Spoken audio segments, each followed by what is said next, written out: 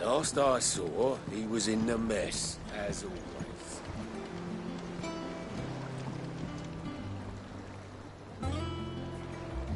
Welcome back, Sid.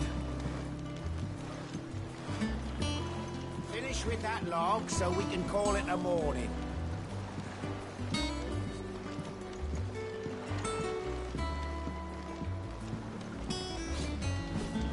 Again! I've seen schoolboys swing harder.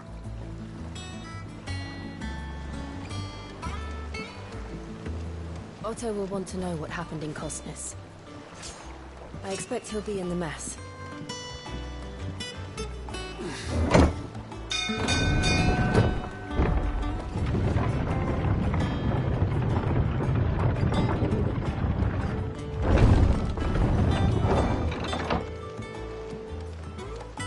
Look, it's Sid. Staying long this time?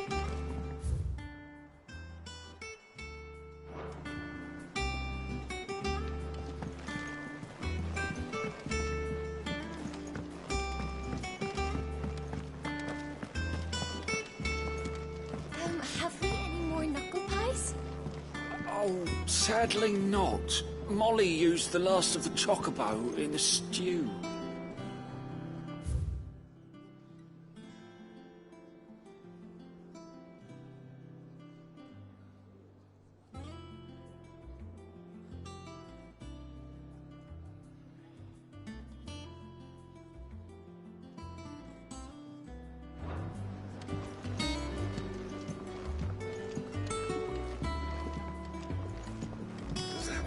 You look like you could do with a drink. How am I getting on? Ah, about as well as you'd expect of a barmaid pouring sour ale for penniless outlaws in the middle of the Deadlands. And it'd be worse than that if Molly here didn't make the best stew this side of Stonehere, even if it is mostly just yesterday's leavings. Don't tell her you heard that from me, though. Shout if you need topping up.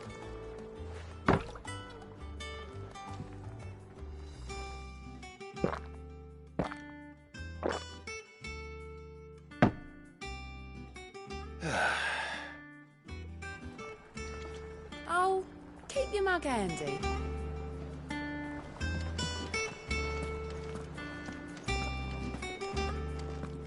Clive, you're back. You didn't happen to run out of potions while you're away, did you? We've a fine selection of tonics and tinctures. Oh, perhaps you'd be interested in some new accoutrement. Gear. And what can I do for you?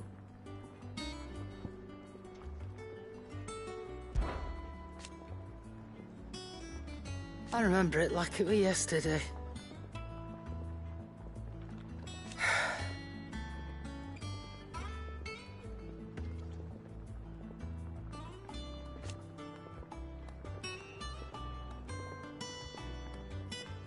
You're our leader now, Clive.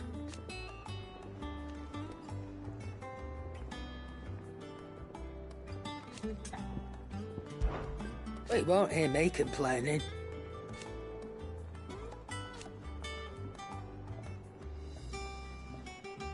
The only drawback...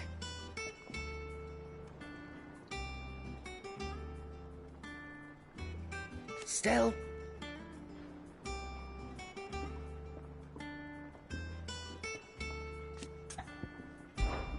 Coin purse weighing you down?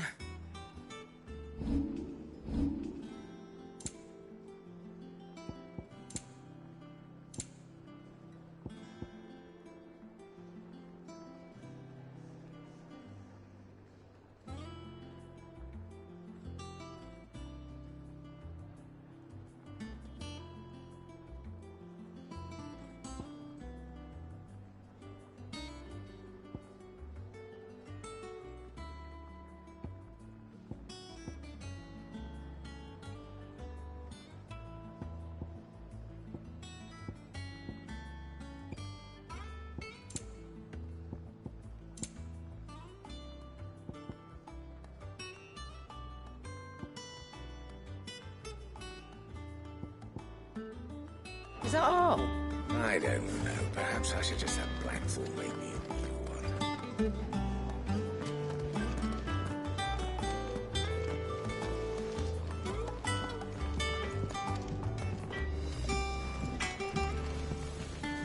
Clive? You, because I haven't.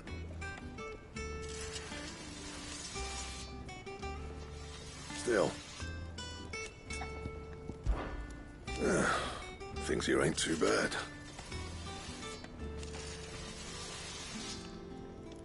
Nah.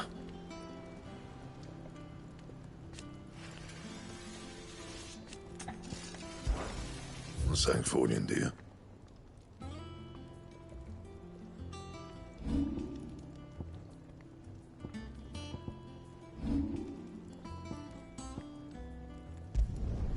Should last you a good while.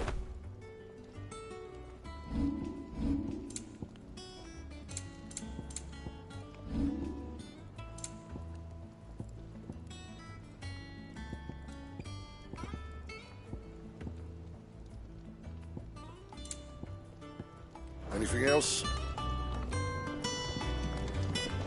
If you told me you could fire a forge without a crystal or a bearer before I came here, I would have taken you for a madman. But no, here it is. The secret's in the bellows, you know. They're Master Sid's own design. The other Master Sid.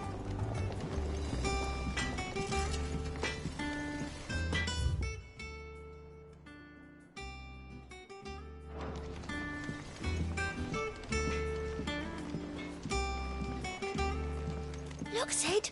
Squeaks wants to meet you. I can keep him, can't I? Can't I?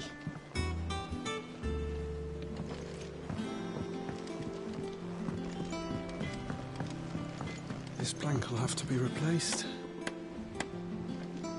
Nearly half the crates were lost to bandits. But half weren't, and their contents will see us through the season.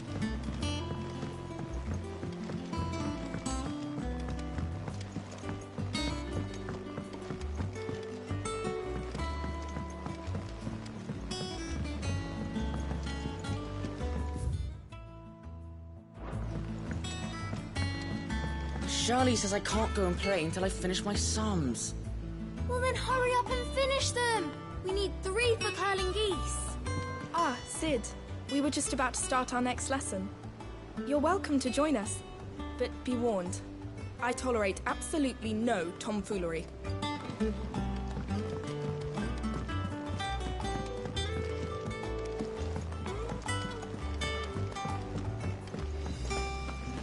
Good day to you, sir.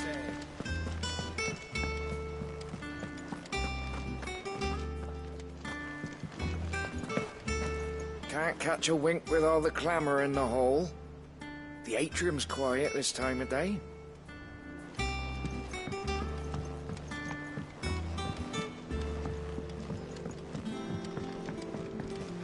Sid, what's the special occasion? You're welcome to join us for a spell. If you think Jill will.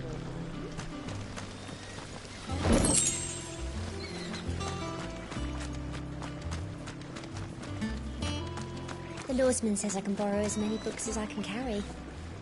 This was all I could carry. Go on. Eat up. Won't grow fat pecking at hay.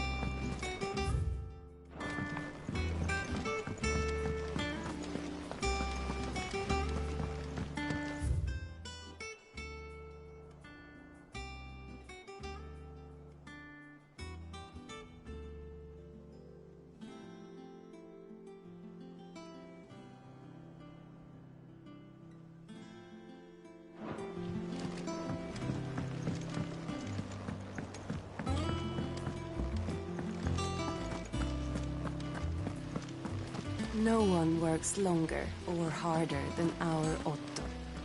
You can scour the whole of Storm and Ash, and you won't find a better man. Escape from the slave markets. How'd you manage that?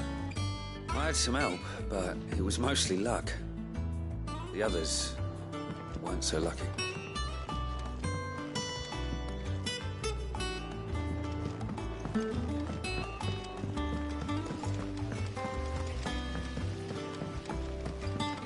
Lady Tyre is performing a delicate operation and must not be disturbed. I'll let her know you called.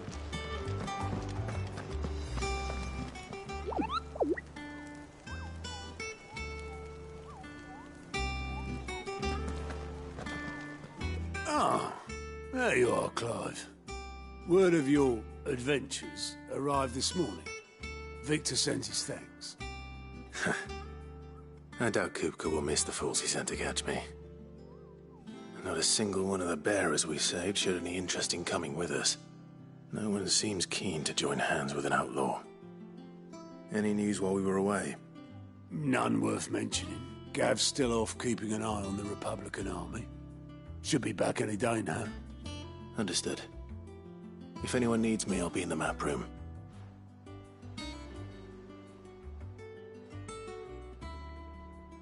Still can't work that one out. There must be better places than the hull of a gutted airship to bury your nose in a book. Yet this is where she's chosen to be. And I'm sure she has her reasons.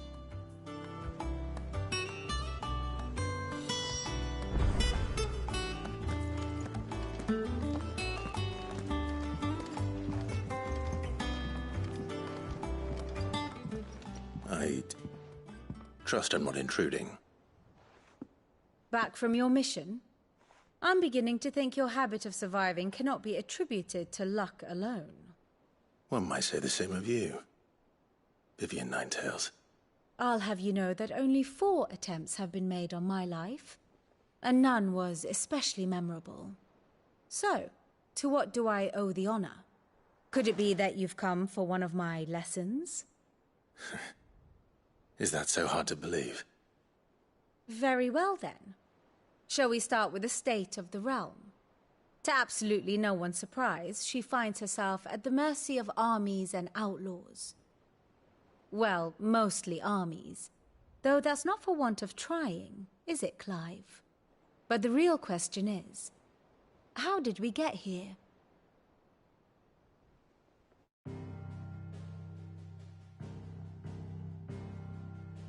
Long though Sambrek's dominion over northeastern Storm has endured, recent days have seen the Blight wrest ever more land from her grasp. For which reason she has continued to wage war on her rival across the strait, hoping to claim less blackened pastures.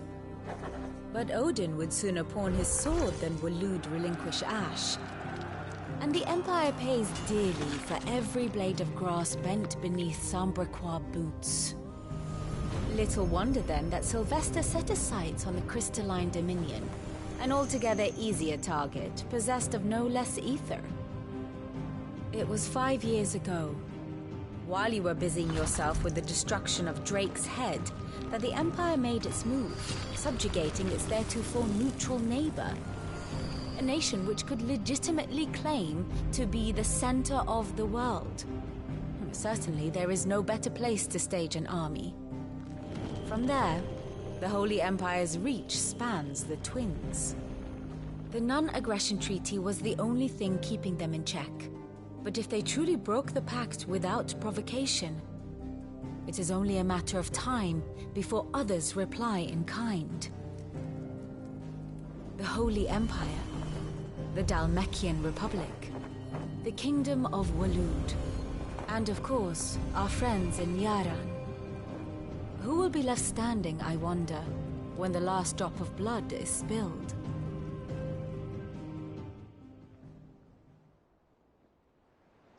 You were born in Twinside. Do you not fear for your home? Oh, dark clouds are wont to gather over the Dominion. Yet in spite of it all, she has ever endured. And when the storm has passed, I am confident she will remain.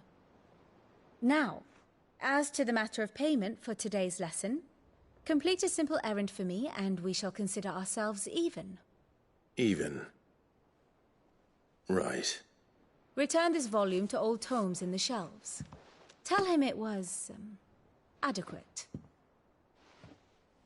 I suppose it wouldn't hurt to visit our resident historian. Here for another of my lectures? One would think.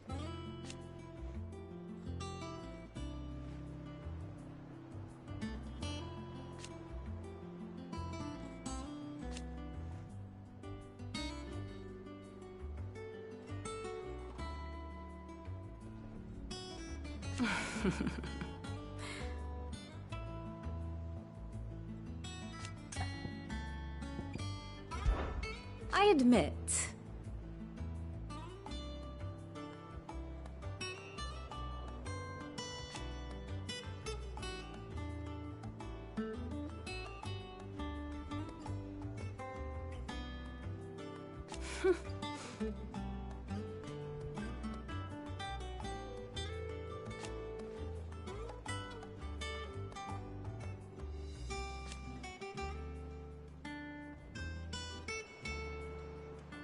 A far more reputable fellowship.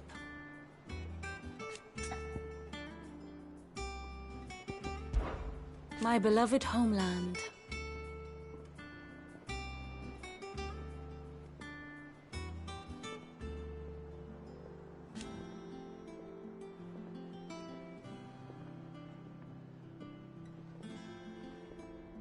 Or at least, it was.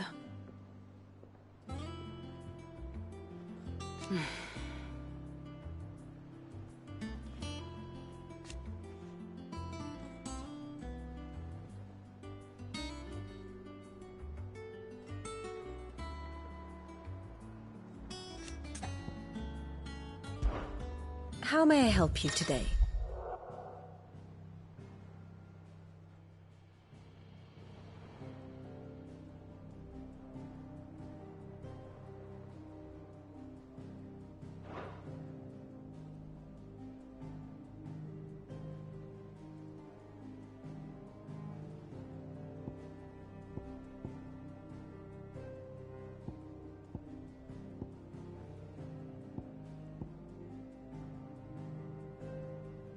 Here's the latest information I have.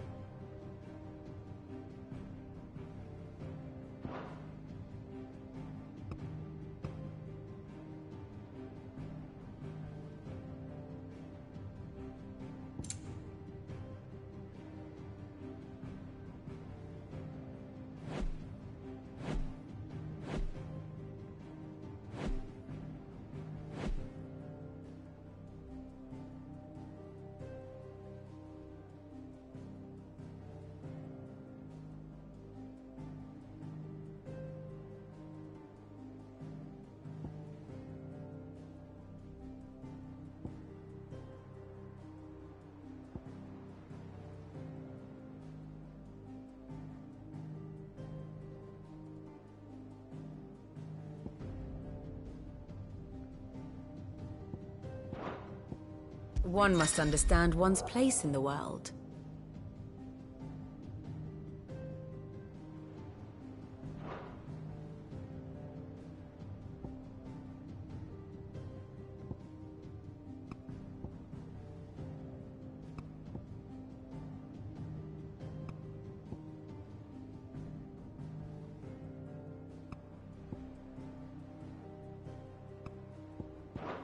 Very good.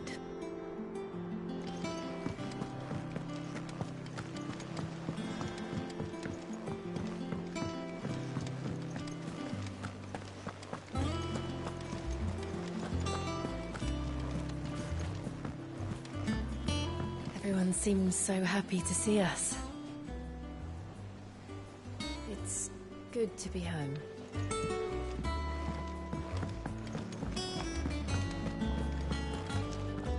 As hither yon dance autumn winds atop the autumn near. Of Sid's return the faithful sing across the blighted mere.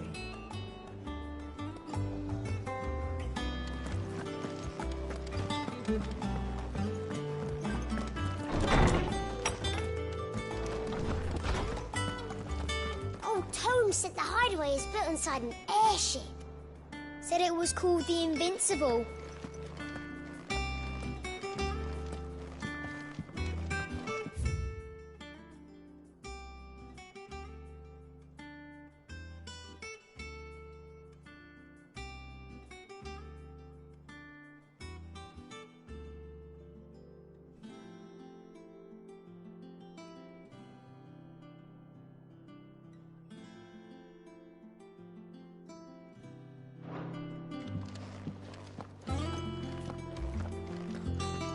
Lawsman Harpocrates.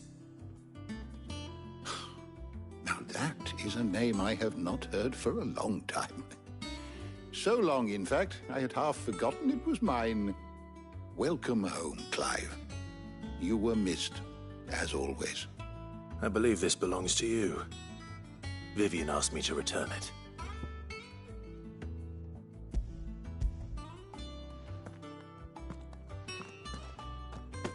Ready? Our resident scholar devours books faster than young Tet does lemon tarts. Would that I could do the same, but alas, I no longer possess the necessary constitution for such indulgence, either in words or tarts. That said, I have continued my search for mention of the creature you encountered at Drake's Head, but without access to the great libraries of Oriflamme or the Dominion, I regret that I have been able to find little and less. I am sorry. Please, don't apologize. I'll send word to our associates. See if they can't furnish you with more books. I fear it is not more books that I require, but the right ones. Mayhap we look in the wrong places. There are still libraries to the north. I'll see what I can do. You are too kind. There are not many in this world who would indulge the whims of a tired old historian.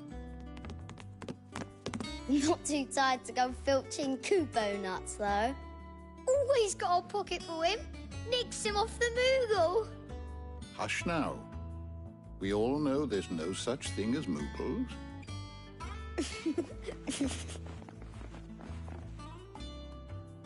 The twins seem well. Aye. Yet they laugh far too little for one so young.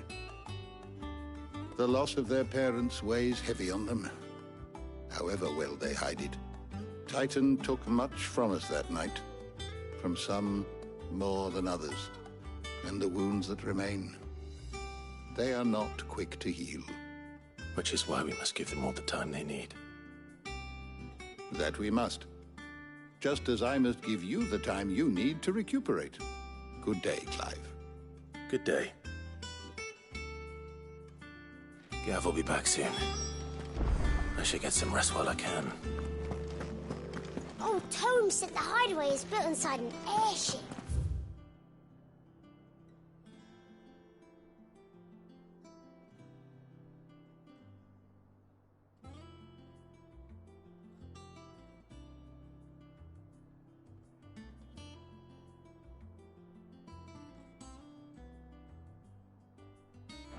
Said it was called the Invincible.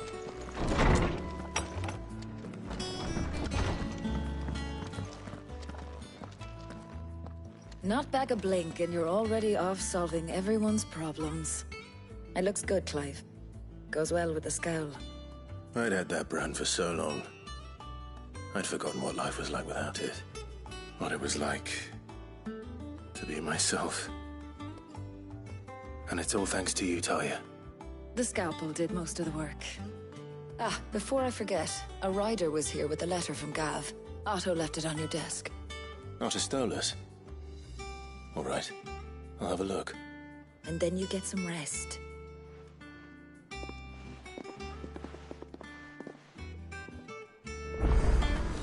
What could Gav have thought worthy of a letter? Once the hall's swept, it's over to the tavern crowd.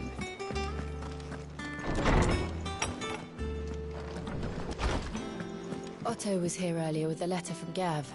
He left it on your desk.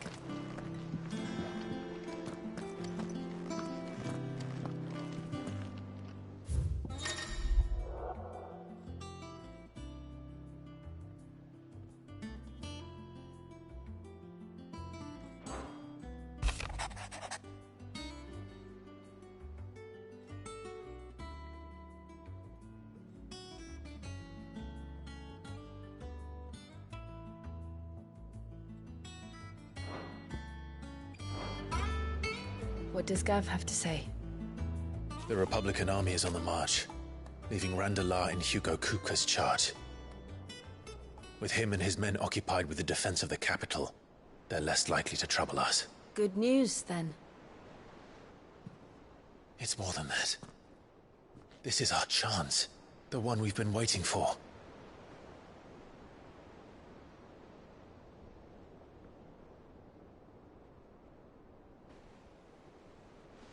But look how far we've come. All that we have here, our friends, the hideaway, are they not cause for joy? 5 years. 5 long years. If I could only command this power I've been granted, we might have achieved so much more. But each time I reach for it, it's like something is holding me back. Summoning an icon exacts a price not easily paid. Your body knows this only too well. It's merely trying to save you from yourself. And every burden I cannot bear falls to you. This mission of ours has made me question everything I thought I knew. But one thing has become abundantly clear. The crystals take more than they give. In exchange for momentary comfort, we must endure a lifetime of pain, war after war, loss upon loss. And now they rob us of our very homes, leaving naught but dust and ash.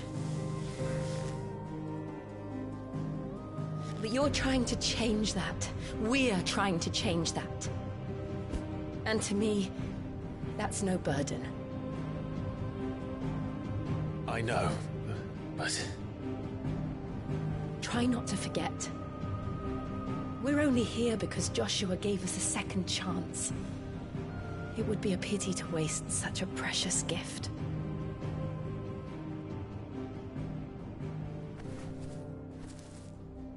He did. He was there.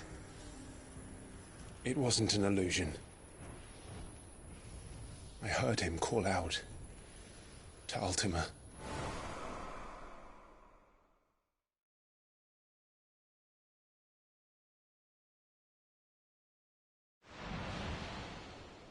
If Joshua is still alive, he'll be looking for that thing. Do you think he will ever come back? I know he will. And we must be ready when he does.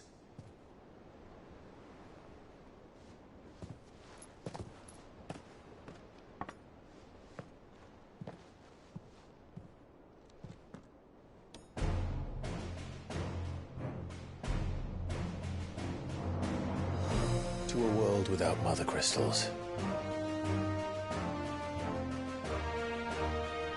To Sid.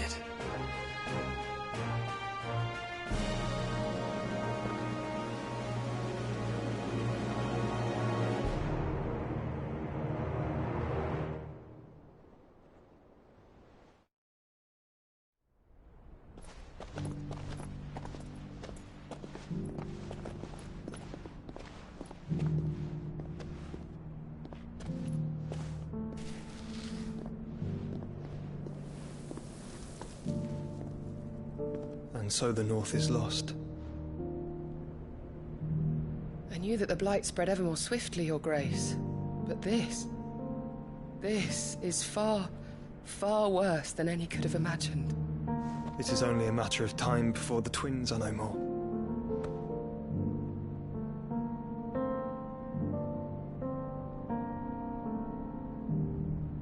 The world world marches ever closer to its end, and here we chase shadows. Tell me, brother, are our efforts in vain?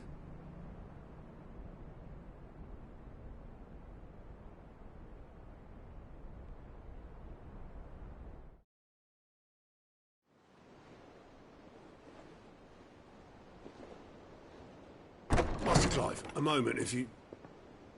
my apologies, I didn't mean to... intrude. Not at all. We were just discussing strategy. Speak freely, Otto. It's Martha, from the inn. She's gone missing. Anyway, I'll be in the mess when you've finished. Very well.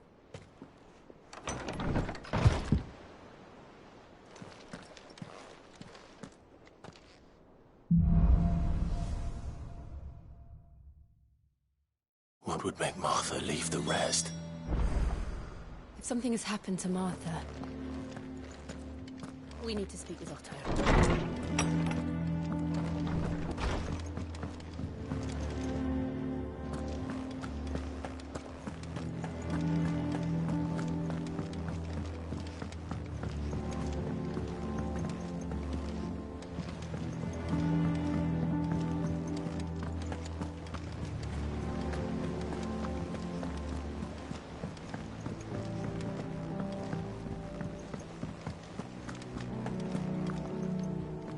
What do we know, Otto? Some lads from the Imperial garrison in Rosaria started a fight over at Martha's Rest. Blood was spilled, bones were broken. The usual. But somewhere in the middle of it all, Martha vanished without a word to anyone. And that ain't like her, Clive. Something's not right. You think this was planned? Course it bloody was. Ever since Eastpool, the Empire's been tightening its grip round the Duchy's balls. They've strung up everyone who's ever set eyes on a runaway, claiming they're traitors to the Holy Throne, conspiring to restore the House of Rosfield to power. And now it sounds like the bastards have turned their attentions to the pallbearers meek enough to stay put. Naturally, old Martha could see the way the wind was blowing, complained that it was getting harder and harder to take bearers in. And now she's missing. If she's fallen into the hands of the Empire, we could be next. Couple of curse breakers are already on their way to the inn. They should help speed up the search. But if this is as bad as I think it is, you might end up having to save their asses and all. Don't worry, Otto. I'll make sure everyone gets home safe. It's not that I don't trust Cole to do his bit, you understand? It's that I don't trust the Empire to show any of us any mercy if we get in their way. Clive, Sid. Cole and his men left earlier. I can have another party ready, if you deem it necessary.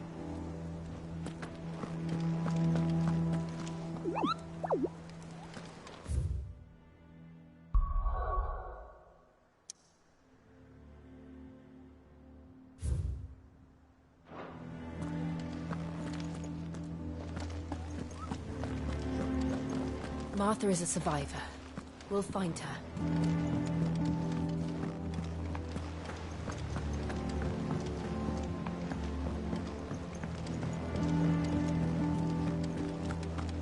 Clive, is everything all right?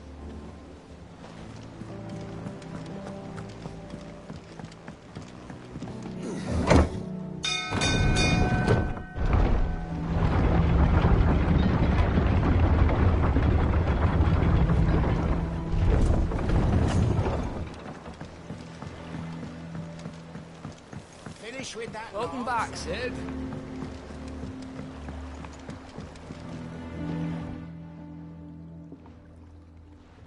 Damn blighted bilge.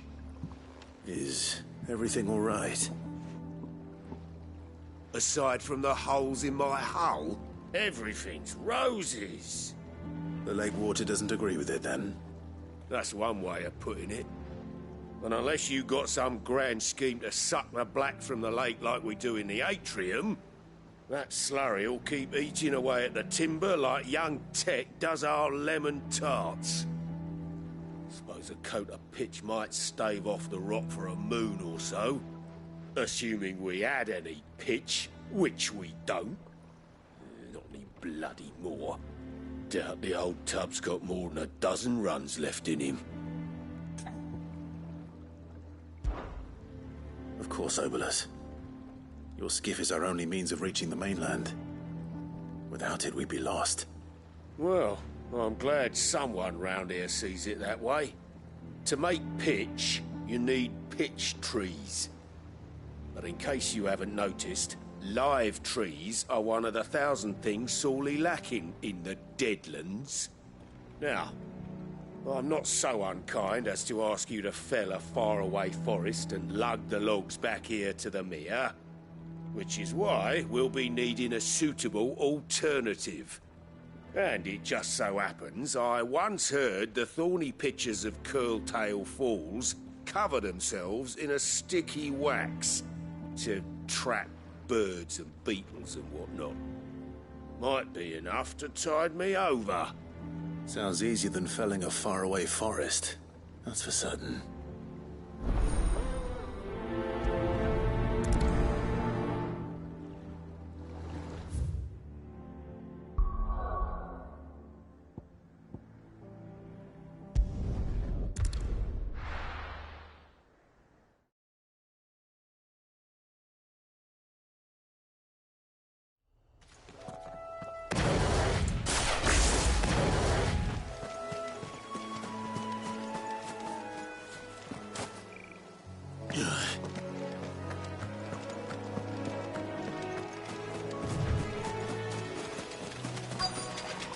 Easier than felling a forest, I said. Trees don't have teeth.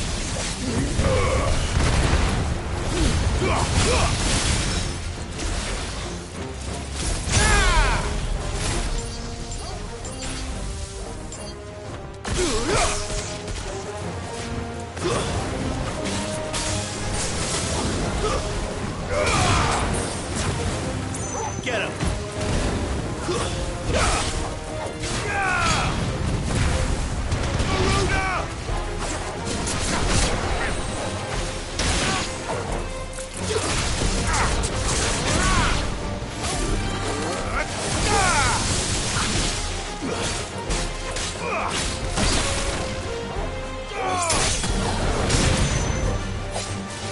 You lose!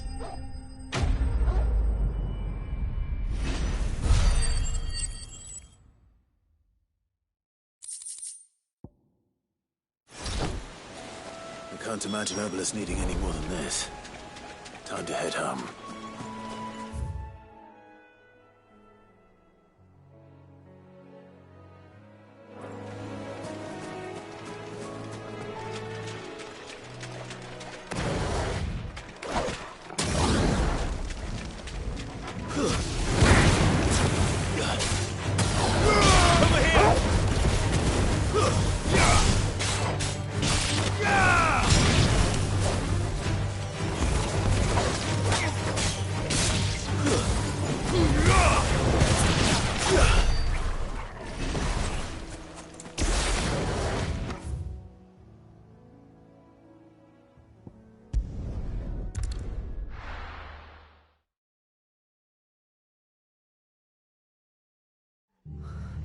What happened here?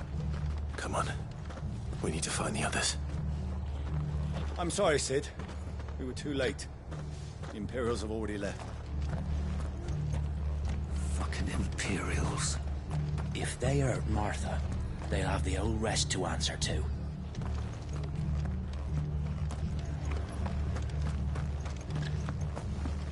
Let's get you to a physical, shall we? Sid? What said you'd be coming? I trust you don't mind. Also thought you might need some help. And it appears he was right. You, could say that, yes. They're saying the Imperials descended like a storm. No one was spared their fury. Martha tried to step in and calm things down, but all our efforts got her were a pair of iron shackles and a hard march. Any idea where? Judging by their tracks, they headed towards Sorrowwise Bay. To the Abbey sheltering Martha's bearers. The bastards. Jill and I will go after them. You take care of the people here. We will. But, before you go, one of the locals heard something. He said the soldiers were talking about a culling. I don't know how big this is, but it doesn't sound good. Be careful out there, Sid. You do the same.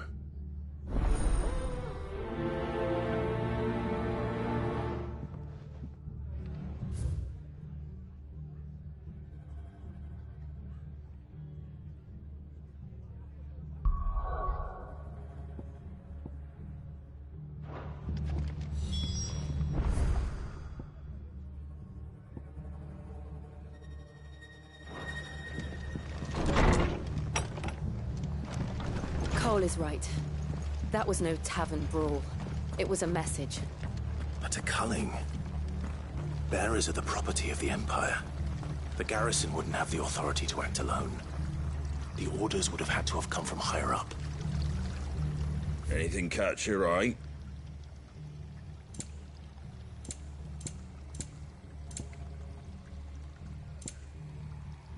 Take care out there, eh? Oi, look sharp! Good to see you, Sid. The soldiers who did this are long gone, I'm afraid. We're doing what we can to treat the wounded.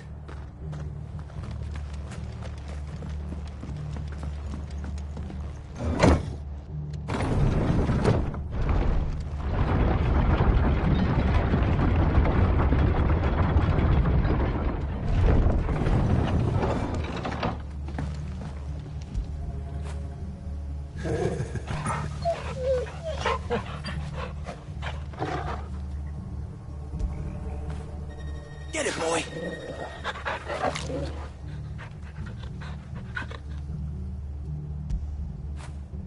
Now feel good, boy.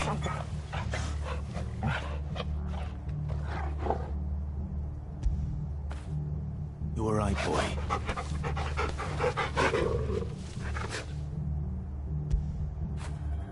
Fetch!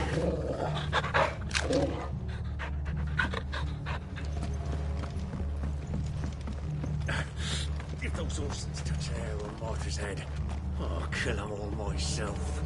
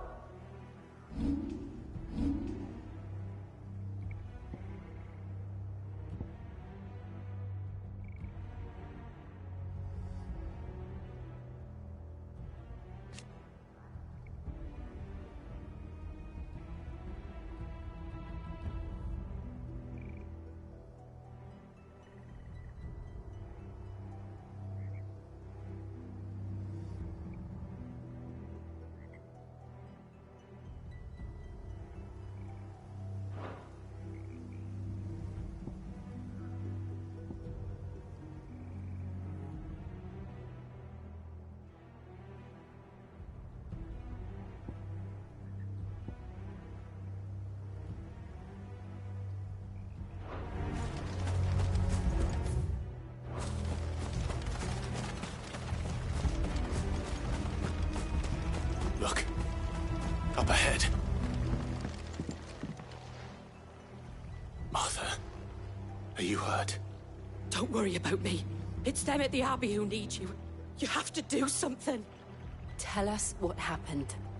What happened? The damn Black Shields, that's what happened. The Black Shields? The bastards caught wind. The Abbot and I were helping bearers. They were gonna hang us both. When the sick rose from their beds, poor souls turned on the Imperials. Distracted them long enough for me to get away. Then They may still be alive. Martha, do you think you can make it back to the inn? Cole is there with the other curse breakers. I think so. Thank you, Clive.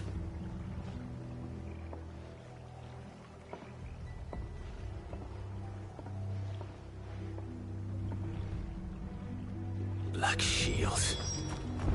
Is this some sort of twisted joke? There has only ever been one order of shields in this area, and they fought to defend all her citizens.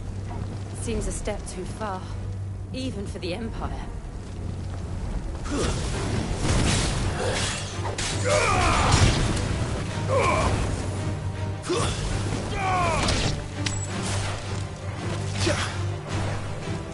Get him!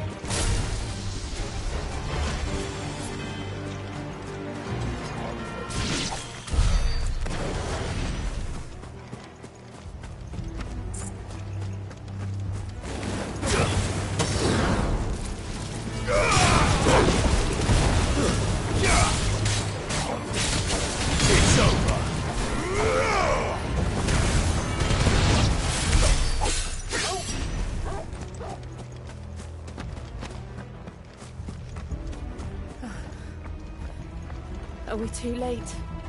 There might still be someone inside.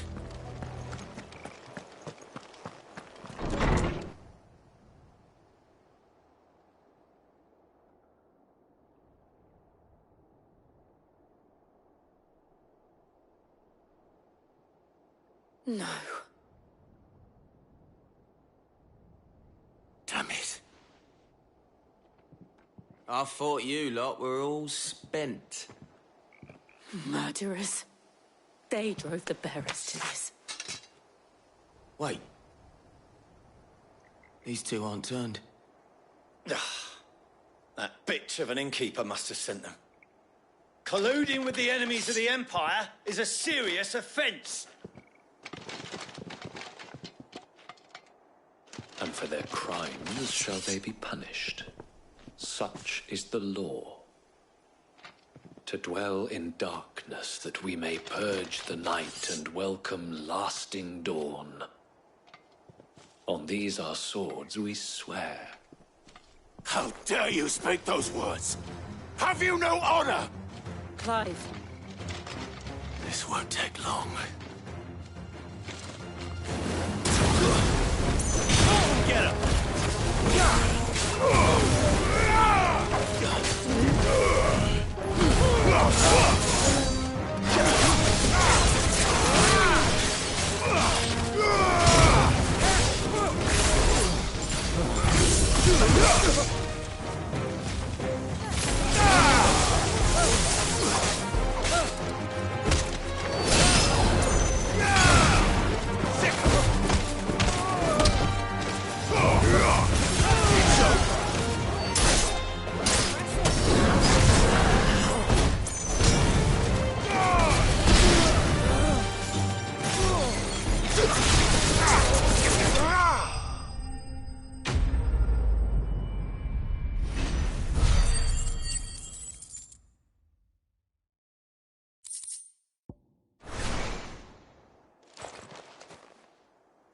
Is that all of them?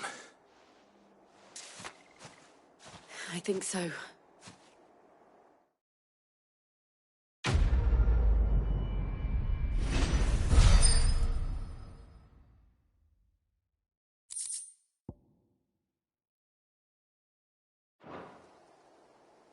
I didn't see the abbot. He may still be alive.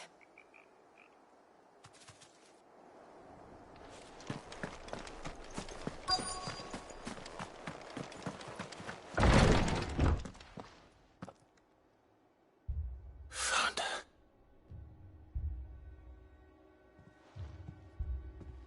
The abbot.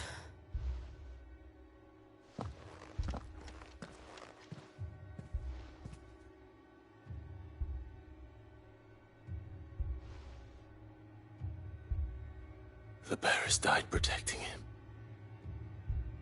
Calling upon what little magic they had left in their bodies. Clive. He's breathing.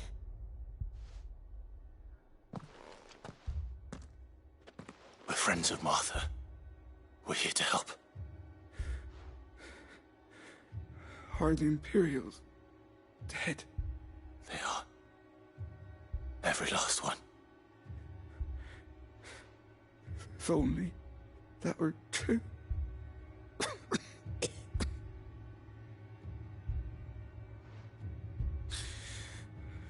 The Black Shields will return.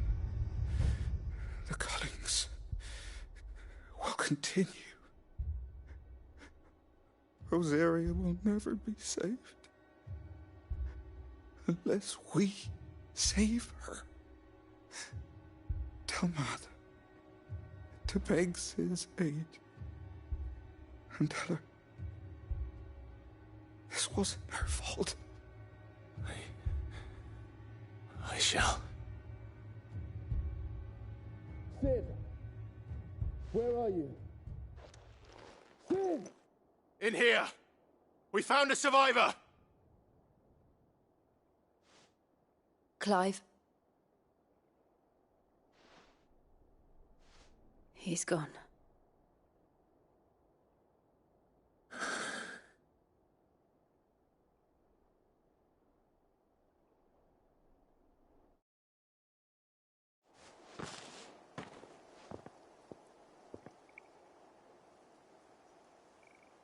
We've laid the abbot to rest. But the bearers... they didn't need to die like this. No, they didn't. But it was their choice. They knew the fate that awaited them and chose to meet it on their terms, fighting for those who fought for them. Martha said they rose from their beds, threw themselves at the Imperials so she and the abbot could escape. I've gathered the bearers' remains. We should consign them to the tide. There's a drawbridge not far from here. Radix jump. The currents there are swift. If the abbot was still with us, he'd have taken the dust there himself and performed the casting. I'll get someone to... I'll do it. Of course. Cole and I will remain here and see to the Imperials.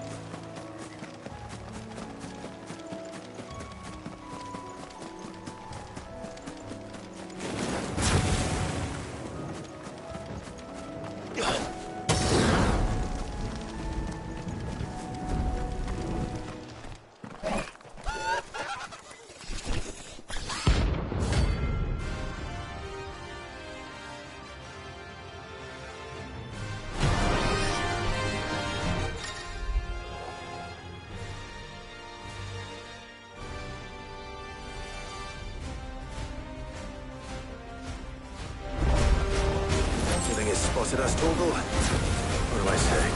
Of course it has. It's a floating eyeball.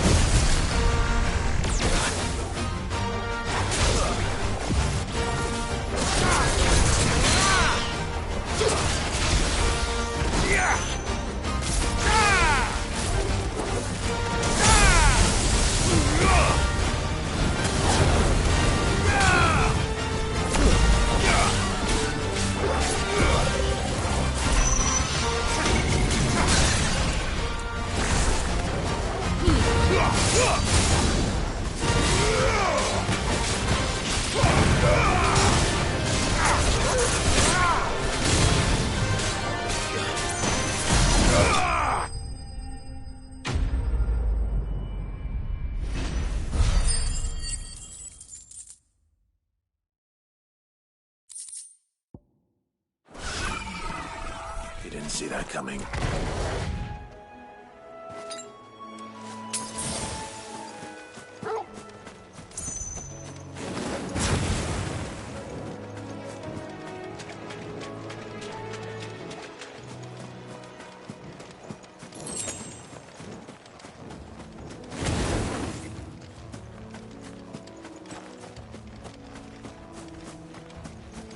That must be the bridge.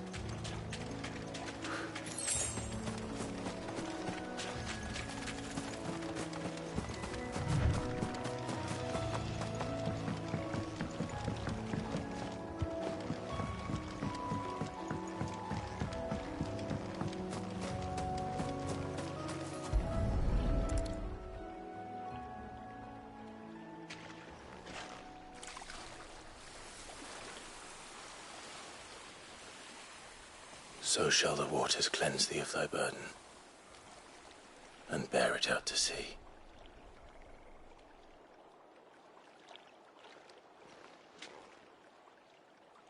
And now they are truly free.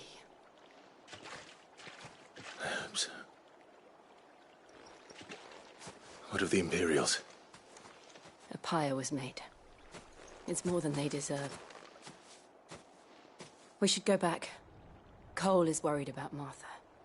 All right.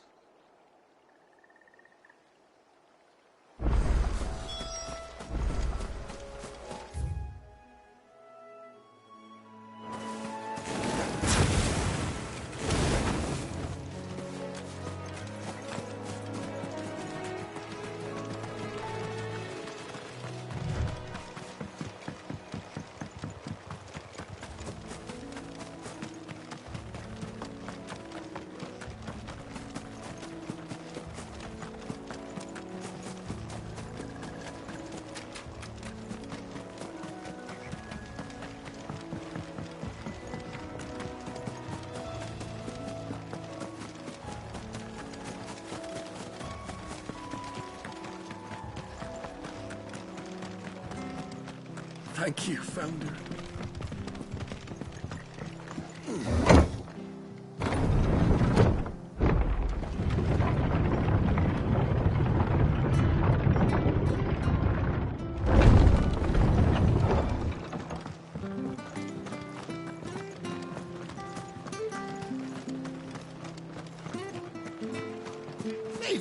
my bearer. I demand recompense.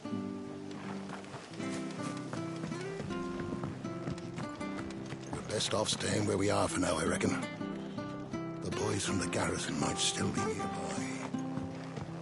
We'll return to the hideaway as soon as we've finished our ministrations.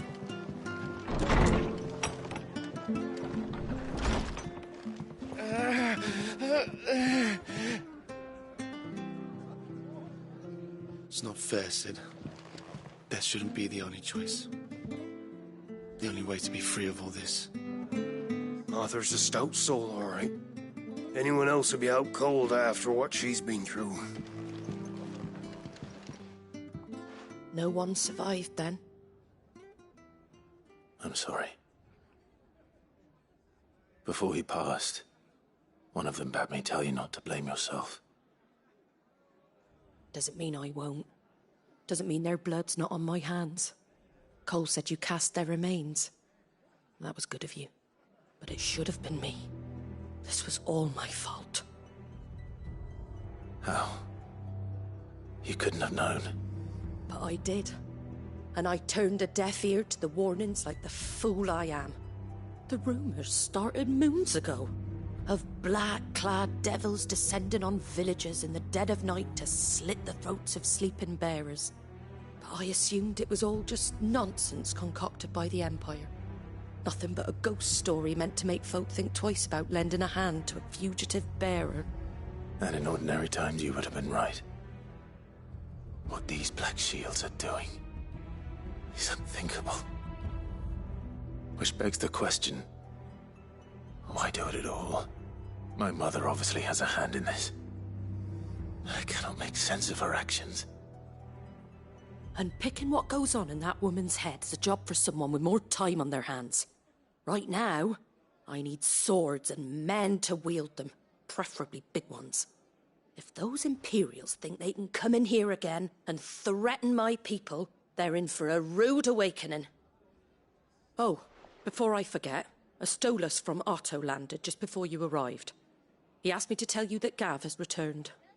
Then we must as well. Will you be all right here, Martha? We can stay longer if you wish. No need. I'll be ready should the Imperials come calling. Though I wouldn't turn my nose up if you were to lend me a pair of them strapping young curse-breakers.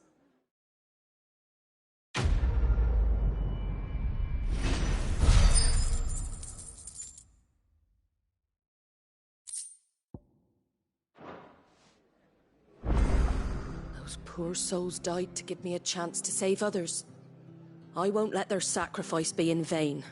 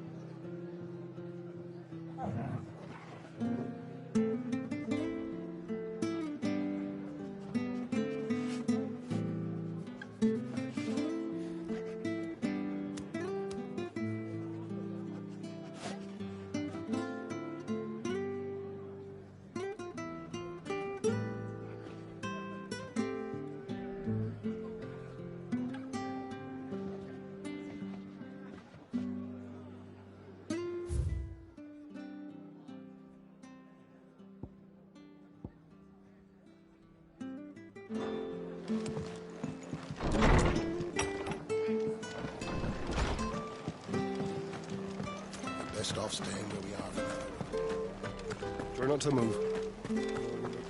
Oi! You there! Don't... You handy with that sword of yours? Course you are. Bet you're a bloody marvel with the thing. Now, question is, are you willing to use it or not? 'cause a flock of noble chocobos are in need of help. Chocobos? You heard me right. Wild birds? The big ones? And not just any chocobos at that. Whiteheart and her flock are the bravest birds you ever did see. They protect travellers round these parts from bandits and the like. Chocobos? Fighting bandits? It's true. Why, they saved me from a gang of footpads only yesterday. Nasty lot they were too. And now they're back, looking to settle the score. Oh, go on then. Don't just stand there. Go and help them. All right. There's a good lad. Where can I find these chocobos? I saw him cut across the way over yonder. The rotten scoundrels were driving the poor things towards the old dock. It's a dead end, that is. You save Whiteheart and her flock, you hear me? There ain't a pluckier bird in all the world. She's a hero to us locals. And don't worry, you'll know her when you see her right enough. I'm sure I will. And good luck to you. And give those no-good bastards a hiding from me.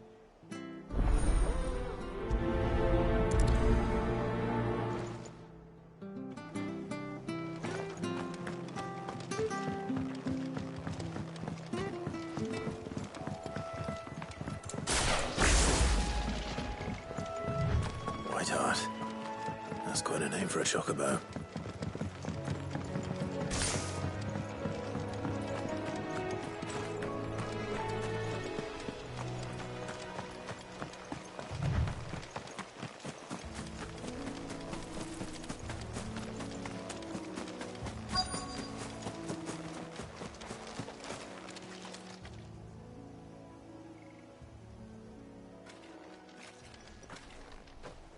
A white feather. I thought Ambrosia was one of a kind. Speaking of brave birds. Looks like they went that way.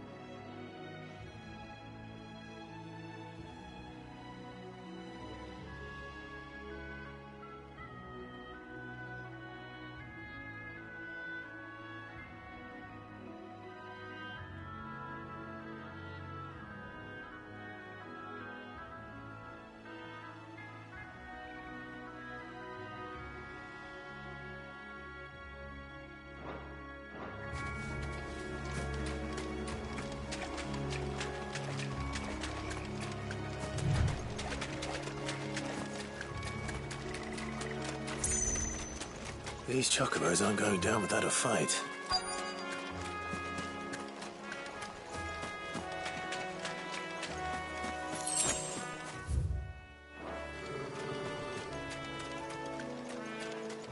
They're in trouble.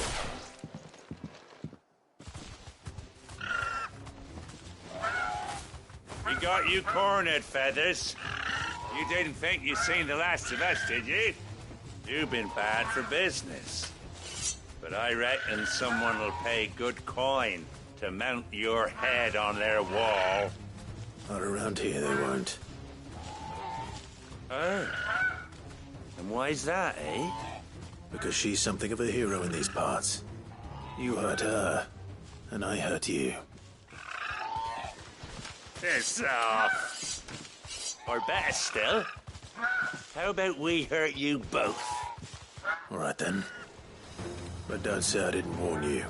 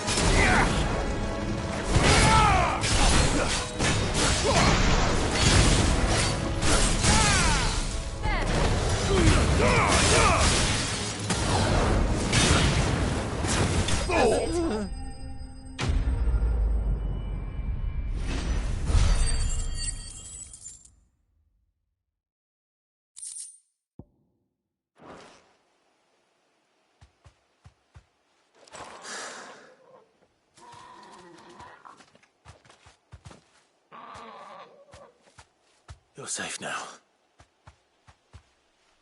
White Heart, I presume.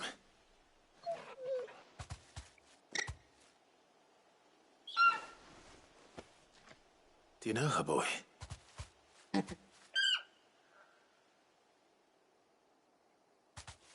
scar. It couldn't be.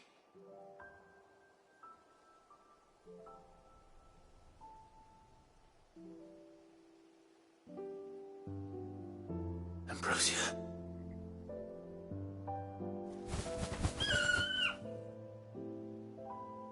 It is you. You survived.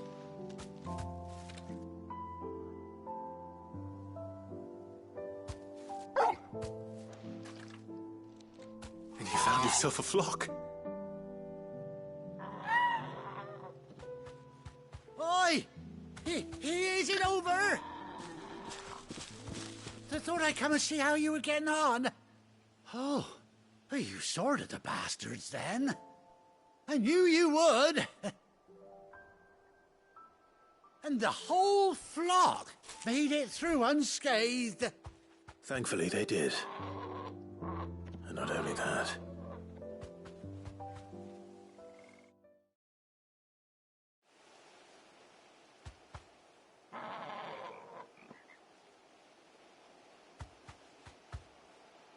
Well, I'll be.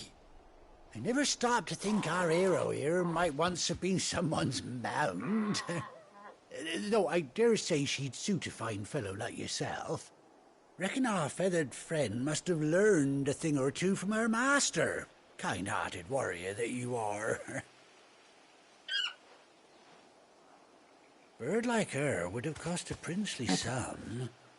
You born a lord or something? Well, Oh, no, sorry. I didn't mean to pry. Don't matter who you are. You done right by me. What is it, girl?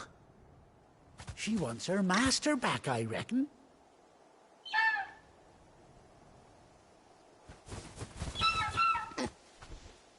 Told you. And it seems her pals agree. Is that it? You want to come with me? Bugger me if this ain't a heartwarming sight. The lads down the stables will be hearing about this tonight. Oh, stay right where you are.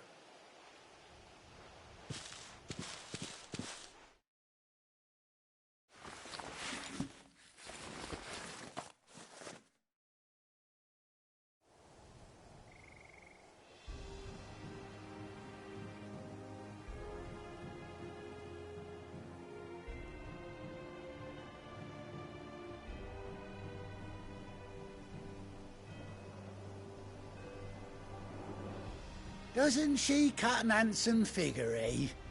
She does indeed. How much do I owe you? Ah, a few scraps of leather's the very least I owe old Whiteheart. Oh, I'll be sad to see her go, of course. But she's earned her right to happiness and more besides. Don't you worry, we'll get along just fine without her. You hear that, Whiteheart? You've earned yourself some time off. You have fun traveling with your master now.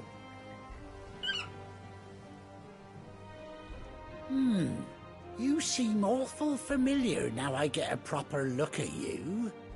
That's it. When those chocobos swarmed my car on the road, didn't you? No, that can't be right. That fellow was a bearer. Must have been my double. Oh, must have been, eh? Oh, that'll be the excitement getting to me. Silly sod that I am. Pay me no mind. Anyhow, best be on my way. Good luck to the both of you.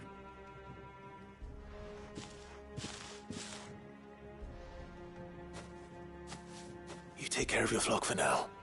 I'll call you when I need you.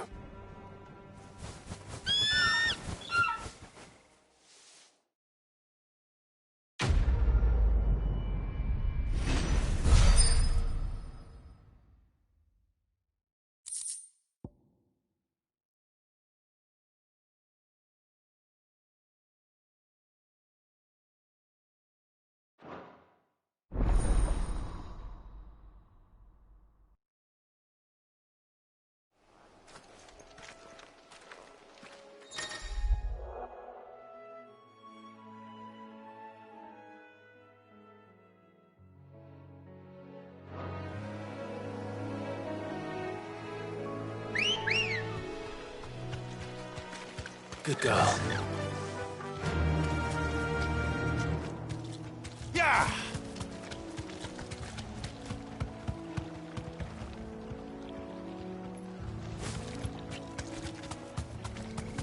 That's it!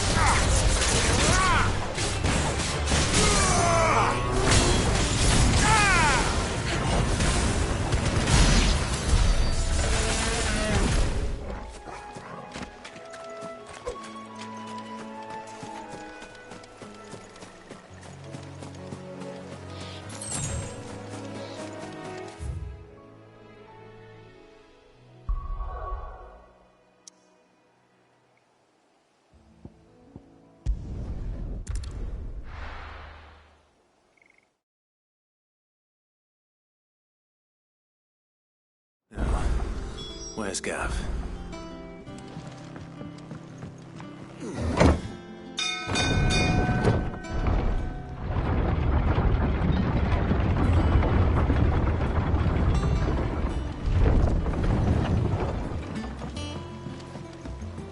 Finish with that, Lord.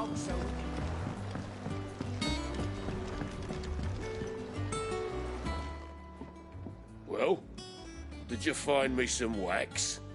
Find is one way of putting it.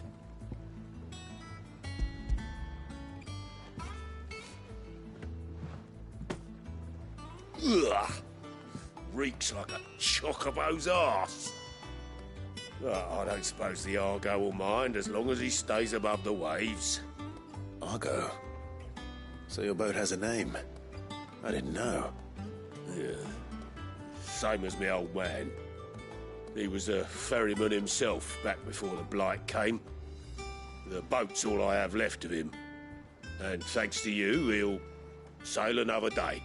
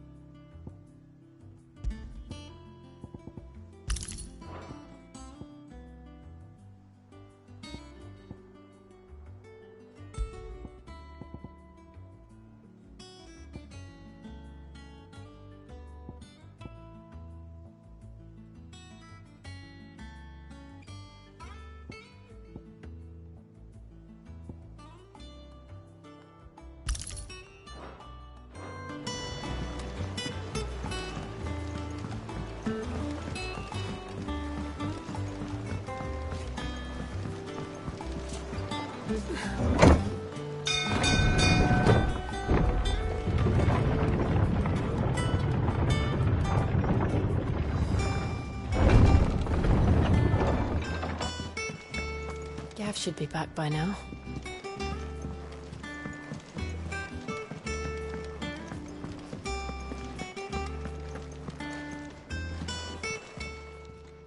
Is it business or pleasure? Going purse weighing you down?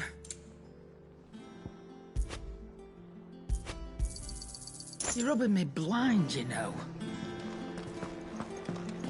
If Martha's gonna get back on her feet, she'll need our help. Whether she wants it or not. None of the curse breakers have returned. Ah, Clive! Oh, I've missed that scowl. Where's my report? What, no kind words for your old pal Gav? If it's kind words you're after, you're fishing in the wrong barrel. Now sit down, you fool.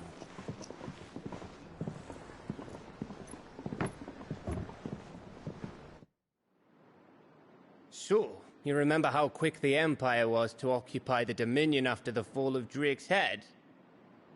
And how pissed off all the other nations were that they didn't think to do it first? Half a century of independence gone at the whim of a madman. So much for their bloody treaty. Clearly, the promise of unblighted land and the world's supply of crystals was too much for his radiance to resist. And now the Republic's finally decided to follow suit, using liberation as an excuse to declare war on Sambrek. Lined up right outside the Dominion's gates as we speak, looking to starve the Imperials into submission. And now all eyes are on the Strait of Author. Well, the two nations beat their shields. The rest sharpen their daggers, ready to set upon the war-weary victor. They'll never see us coming. It's time we moved on the Mother Crystals.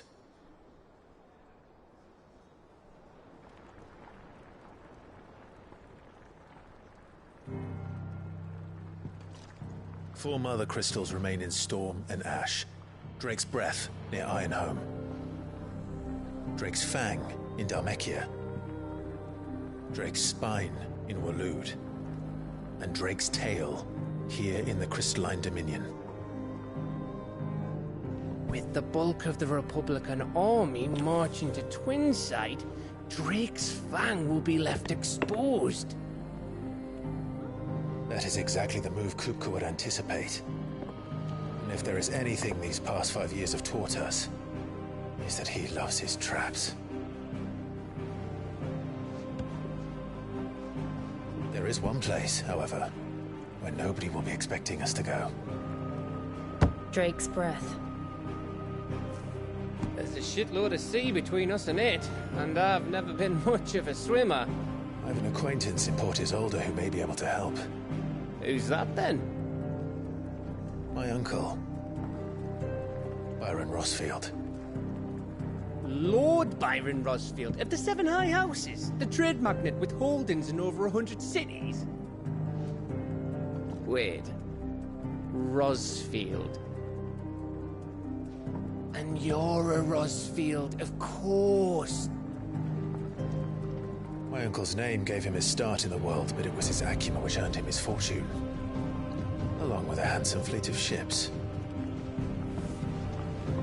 Well, it's settled then. What are we waiting for, eh? Huh?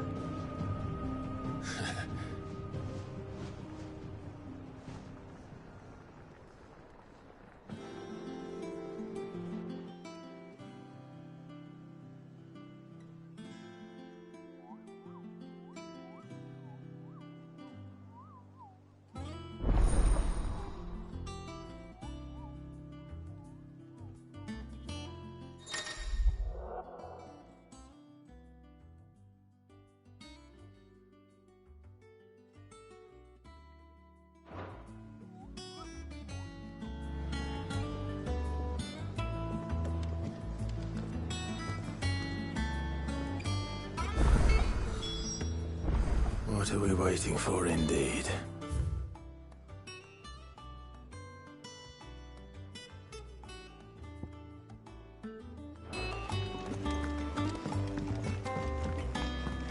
I hear there's trouble in this area.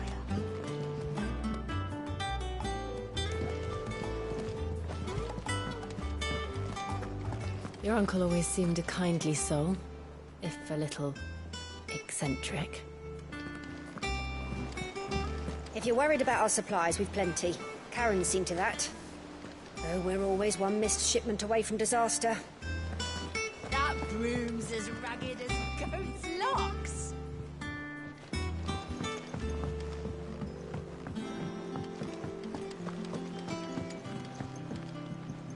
And how may I assist you today?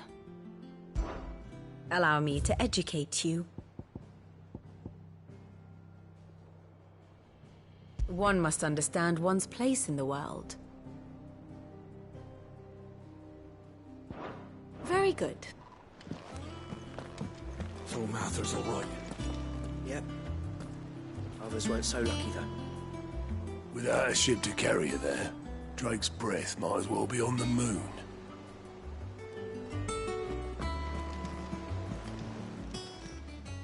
How are you doing? Oh, same old.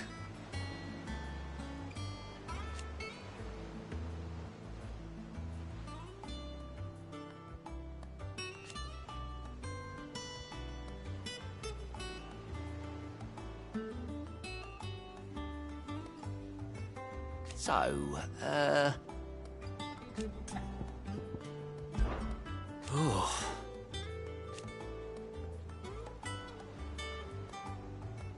And Sid. But he's still with us too.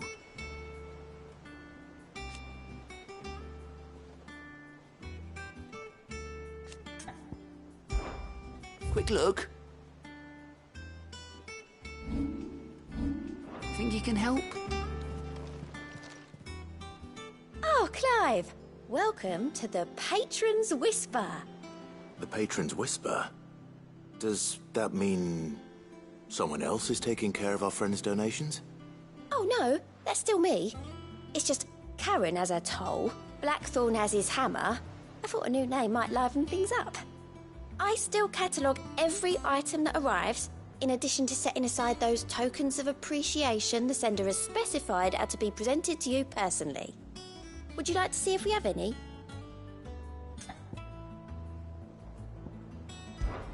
Business is busy.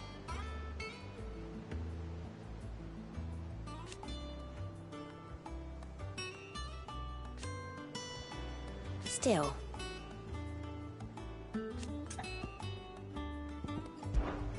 Words are immortal.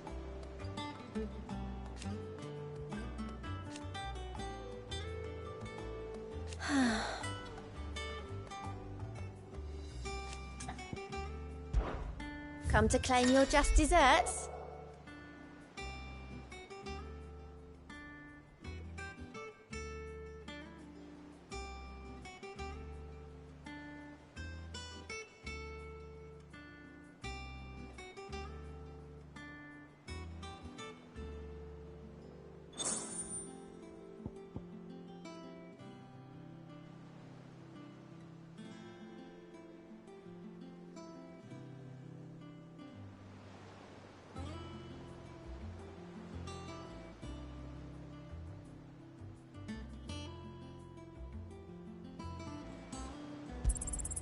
All yours.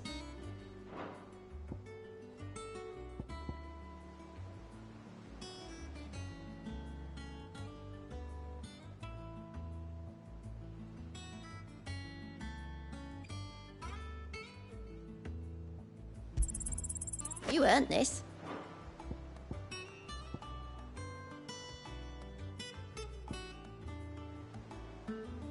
All done?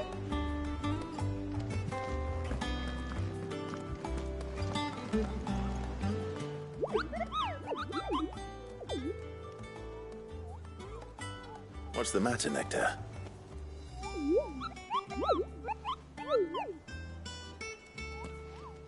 The hunt board?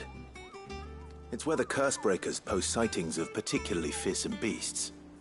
Those that might pose a threat to our operations if they were left to roam free. Just because they can't be dealt with when they're spotted, doesn't mean they can't be dealt with later. Was that what you wanted to know?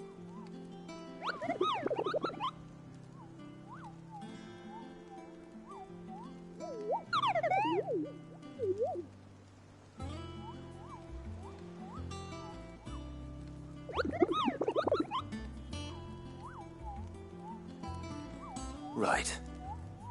Well, leaving your mightiness aside for the moment, the people of Valisthea are going through a lot already. What with the Blight and the war. The last thing they need is ungodly fiends terrorizing them on top of everything else. So if the curse breakers are too busy to help, then perhaps I can. Or at least I can try.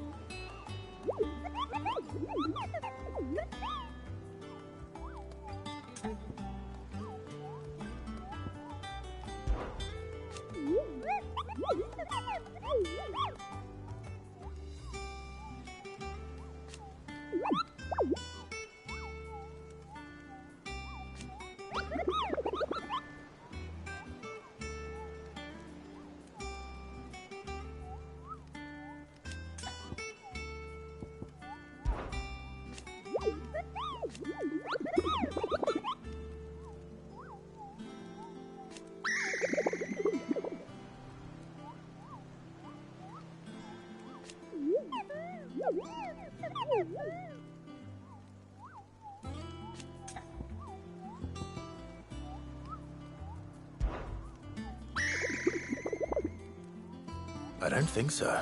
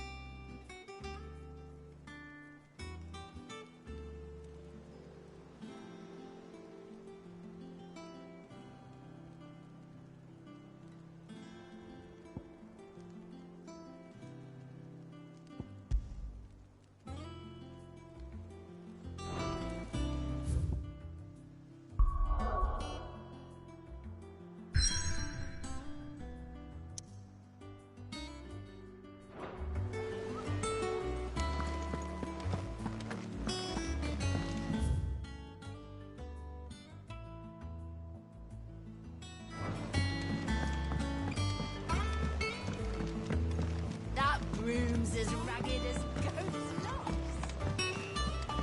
I hear there's trouble in Rosaria.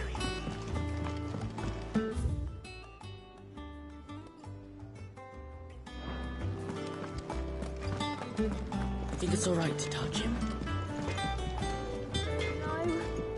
You go first.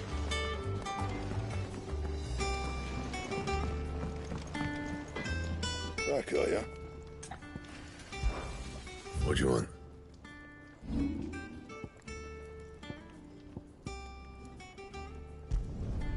My best work, but it'll do. You can thank me later.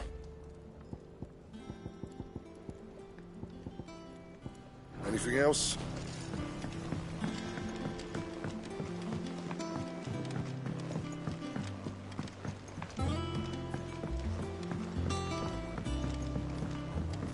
How much water can a flower drink? About as much as a bothersome boy.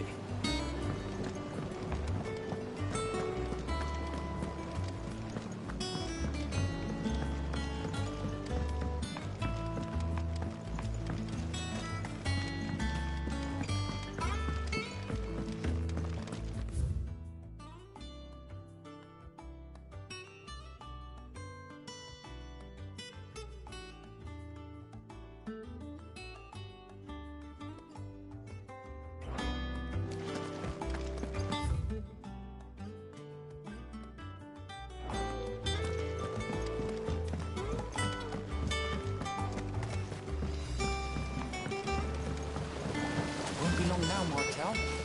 Sid, I was hoping to speak to you. Is everything all right? Oh, yeah, it's just, well, as you know, we've been trying to grow fruit down here. It's good to know that something of the old hideaway still lives on. Martel's pride and joy. It was a sapling when she rescued it from the rubble, but look at it now. All our hard work's finally paying off. I took it on, you see, after she died, and now the fruit's finally ready to eat. And not only is it ready, it's actually tasty. Sweet as you like, in fact. She bred the bitter right out of it. Impressive. And welcome news to more than a few, I'd say. I thought this first harvest could go to the curse breakers, on account of all they do for the hideaway. You couldn't take them some, could you? Seems better them coming from you. It'll be nice being the bearer of good news for a change. Thank you. She always had a soft spot for that lot, see? And once they've had their share, I'll see to it that everyone else gets some. Here you go. Martel apples, they're called, in honour of her memory. You hear that, Martel? Today's finally the day.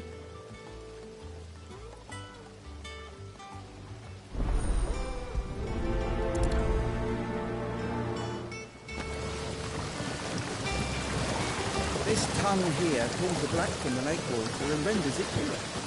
You'll have to ask Mid if you want to know how it works, though. It's not the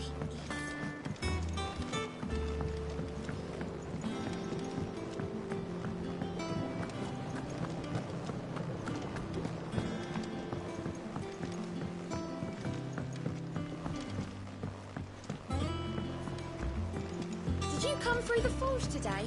It smells like a still.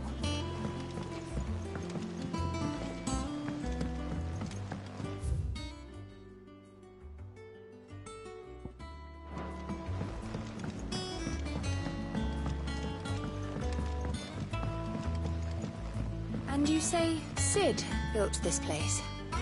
Well, one can't really build what's been lying around for several thousand years. But it was his idea we claim it for our own.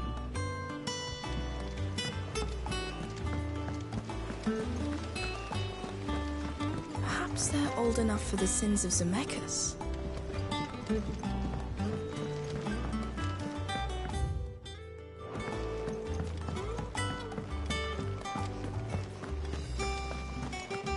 There was a time I only had eyes for Otto.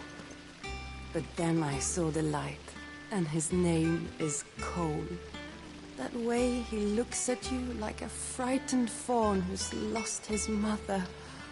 Oh, only I could shoot an arrow through his heart.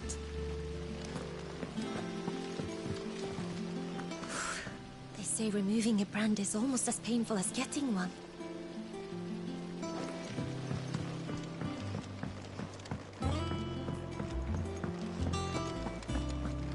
So Mather's all right. Yep. Others weren't so lucky, though. You two look like you could use something to eat. Here. Courtesy of Martel.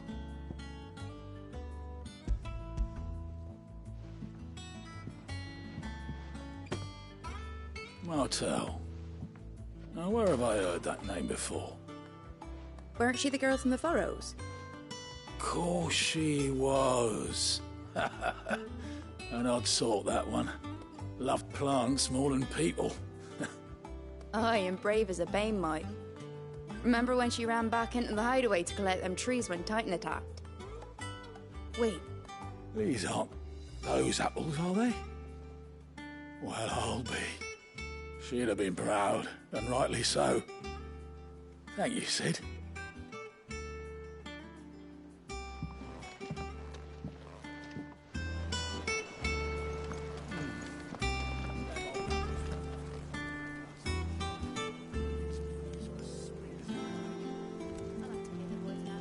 backyard a visit to tell him thanks.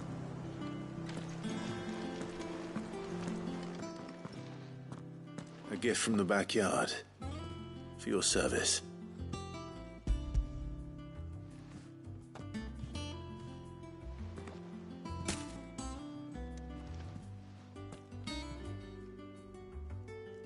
Blimey, these take me back. I haven't seen a hideaway apple since. Old Sid was the only one who could stomach the things. He'd nab 'em right from the branch, made Martel livid. Not that anyone could stay mad at the man for long. That sounds like the Sid I knew, all right. Planning on keeping that lot to yourselves, were you? Hang on. These aren't Martels, are they? I'm glad to see someone carried on what she started. Can't have been easy, not in the Deadlands. Reckon she'd be happy knowing all her hard work didn't go to waste. Clive, tell the lad down in the backyard to run some over for me, will you? Not so much as a thank you. Well, I've got some manners at least. Thanks, Sid. You can leave the basket with me. I'll see that the others get their share. Oh, and give our compliments to the gardener, won't you? That was the last of the apples. I should head to the backyard and pass along everyone's regards. Can't remember the last time I had fresh fruit. Oh, I'm looking forward to this.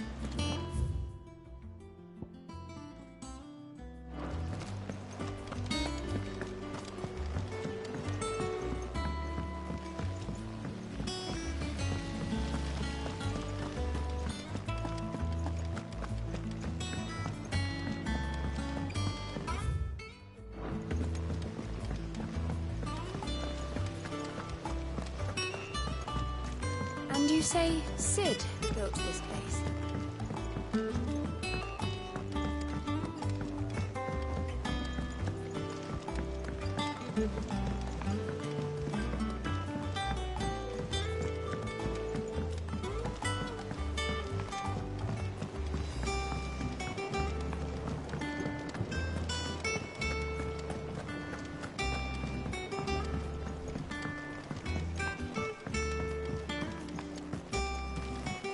It's not the ether.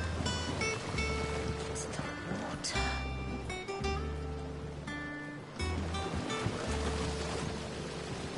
The Cursebreakers send their thanks.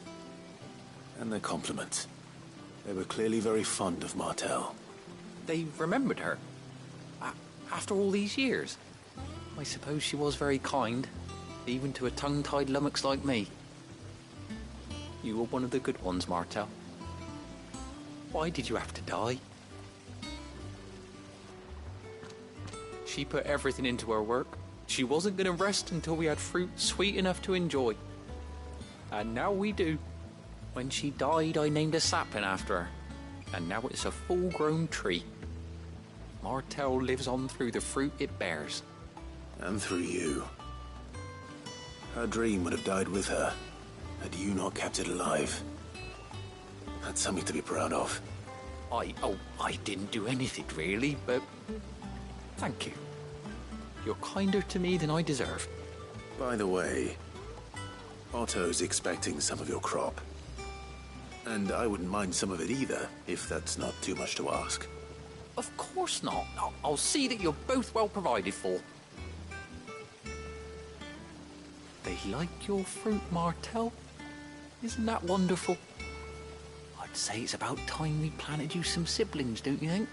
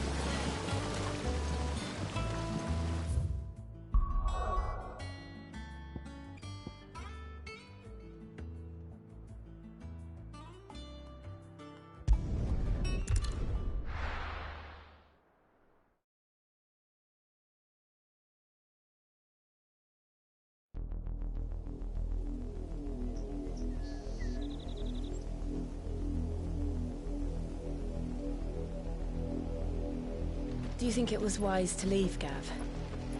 He didn't seem pleased. I needed his eyes and nose in Dhalmekia. I'm not about to let Kupka take us unawares. Besides, he has a knack for that sort of thing. That he does. And wasn't it Sid who said that matters such as these are best left to dominance? Especially should one of his beloved opportunities to grow and change present itself.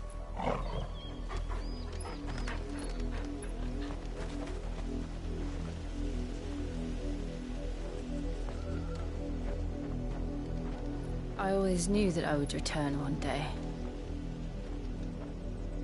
Return to Ironhome. For what?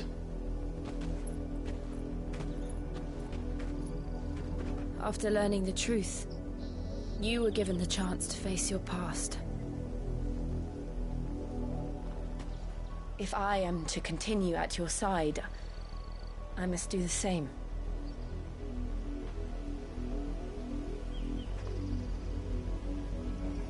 We'll face it together then.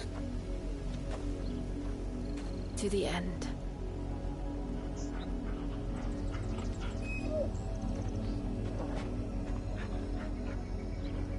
Come on.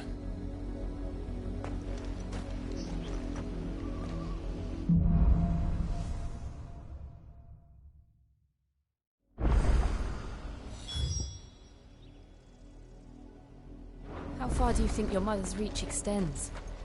Will we find the same tragedy in the south as we did at Martha's Rest? More than likely.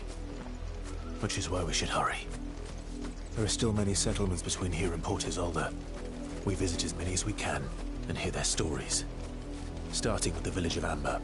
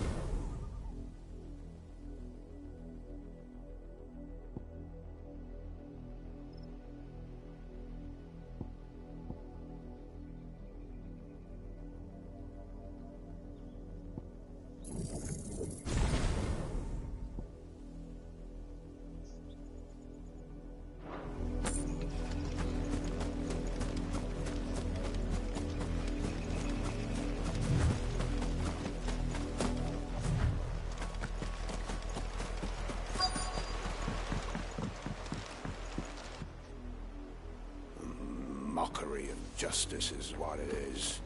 Lord Elwyn would never have stood for this. Quiet, you! I think we're loyalists. Jill, look.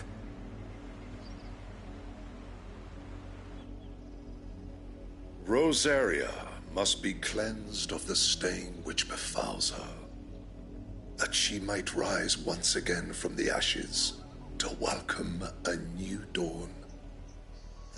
'Twould be a pity to make examples of you all for the transgressions of but a handful. Of course, your lordship. You shall have our full cooperation.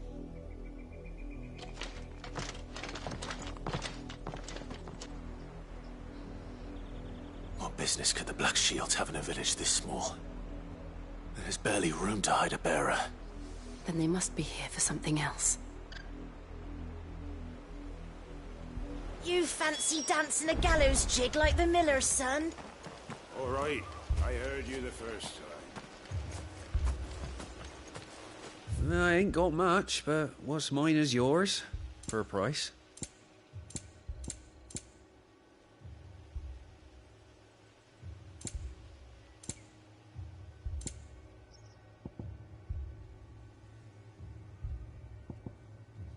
Keep to the roads now.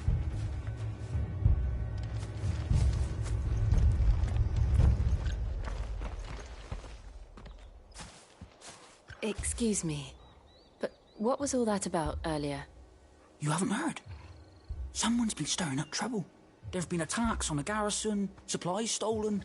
They even say a Black Shield was murdered. The Empire wants answers, and what the Empire wants, Empire gets. Don't they just? Keep your ears open, eh? The Black Shields will pay good coin for information on the culprits. You'd have to be dull as a sack of stones to think you could take on the Empire. What with their 100 full legions? 100? I heard it were 1,000.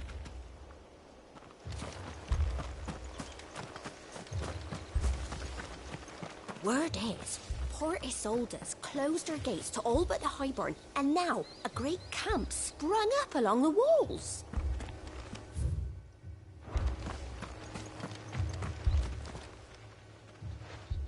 You seen them, didn't you? I'm sorry. The Black Shields. Just now. You seen them, didn't you? At least I think they was a Black Shield.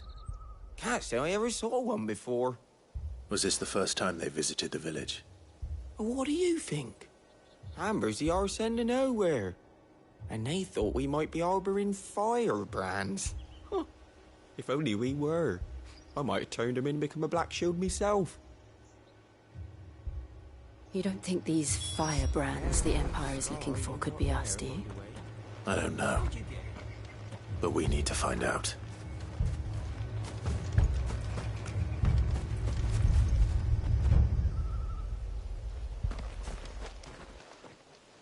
Greetings, friend.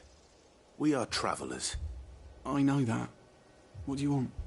We couldn't help noticing those Imperial soldiers who were here earlier. Don't you go telling these strangers a thing. I speak for the people of this village, and we have nothing more to say to you. You are to leave Amber and never come back. May I at least ask why? I don't know who you are or what brings you here, but your presence puts us all in grave danger. The Empire is a harsh master. Its demands are great, and its justice swift. But as long as we keep our heads down and pay our tributes, we are left alone. Some might call it submission. But if it will spare my people the Viceroy's wrath, then I will gladly submit. This village will not become another East Pool. Then we shall be on our way.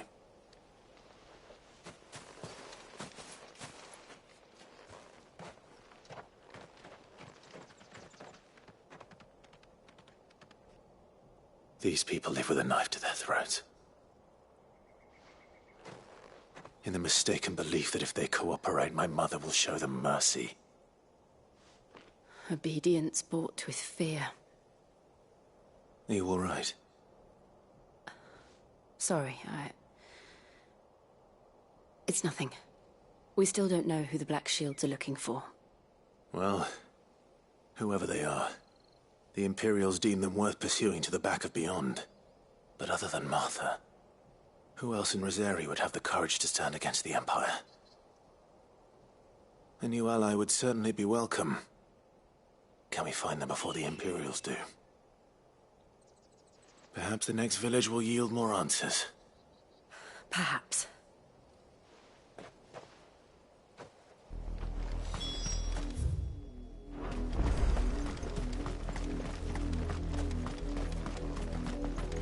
This pass will take us through the mountains. And directly into the path of whoever or whatever lurks here.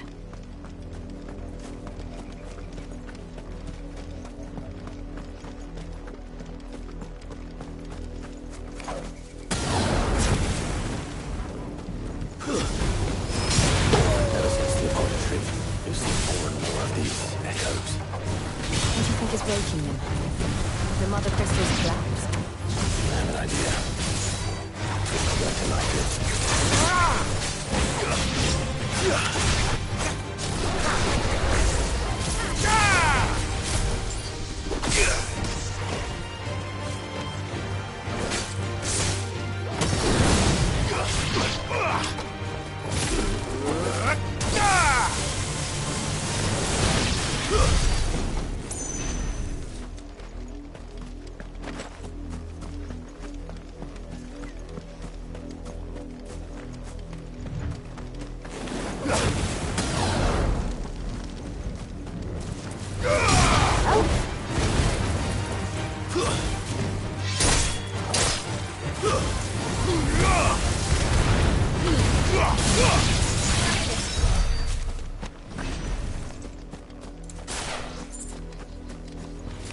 More of my mother's men.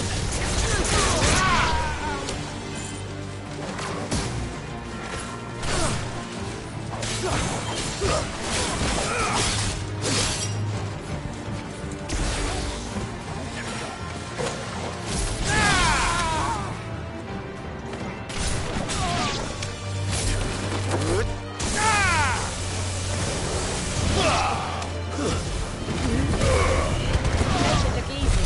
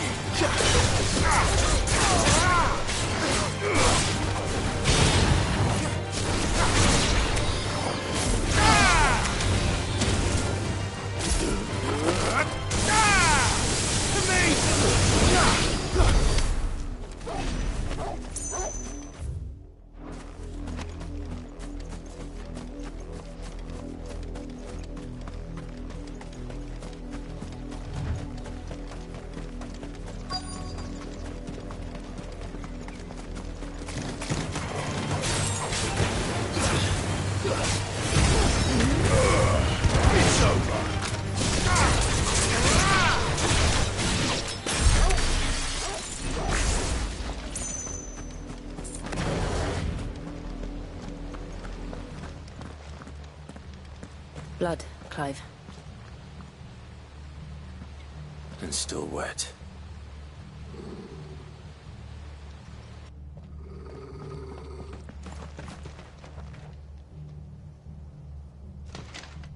You were told to stay in your homes. The Black Shields. You know who we are. And still, you would bear your steel. Why then, we owe you our thanks. You have saved us the trouble of an interrogation. To dwell in darkness, that we may purge the night and welcome lasting dawn. On these, our swords we swear. Say that again. I'll show you a true Brazaria.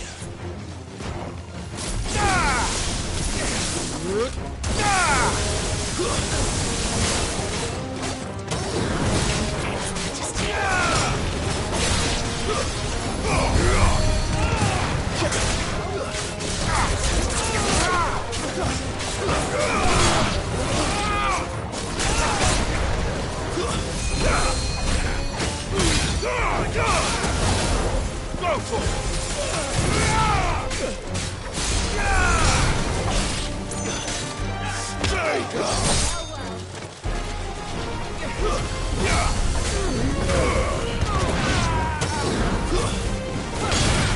This one.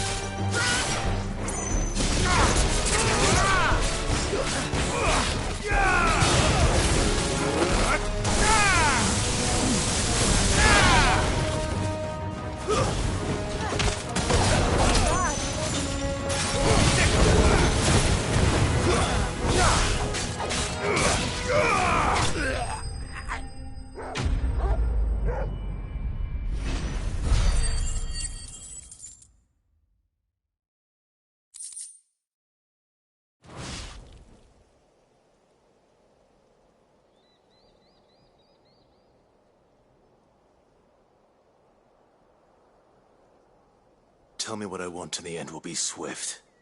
Who are you looking for? Why, you. We come bearing a message. Your friends have been found. The branded you freed from our camps.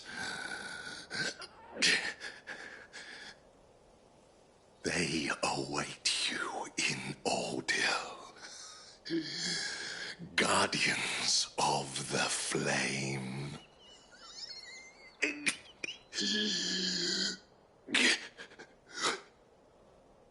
Those are Old Hill's gates. Then we hurry.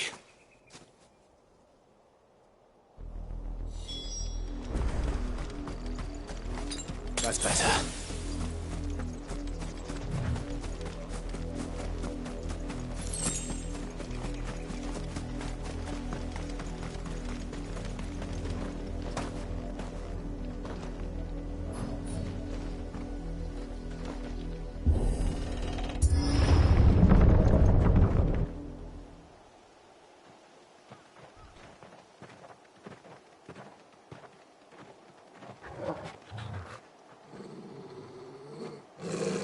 Find something, boy. Death.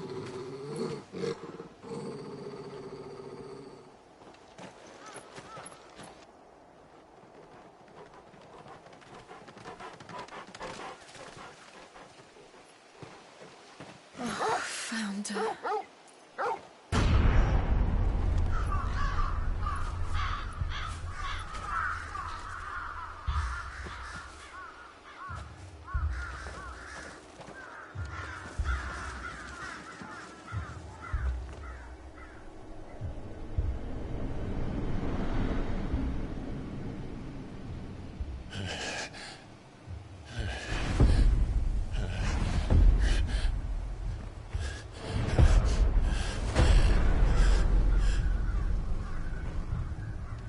This was my mother's doing.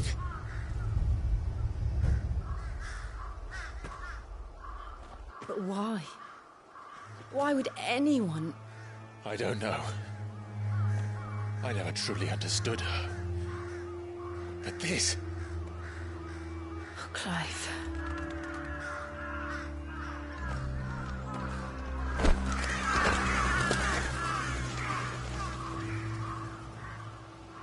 I will learn what madness drives her, and I will end it.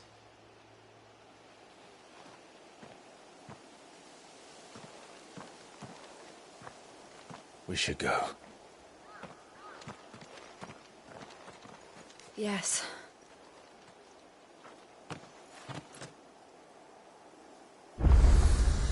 We can't leave them here like this. We won't. But if the Black Shields have made it this far south, they may already be in Port Isolde.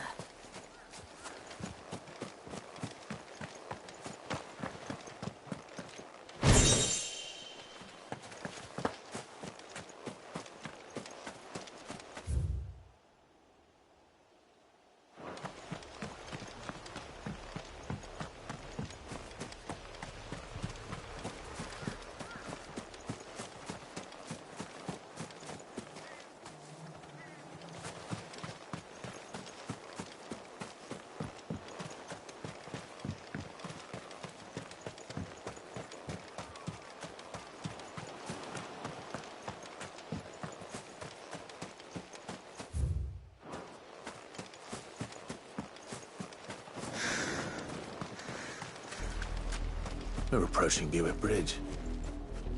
Though I doubt the Empire would let us cross over to Rosalith.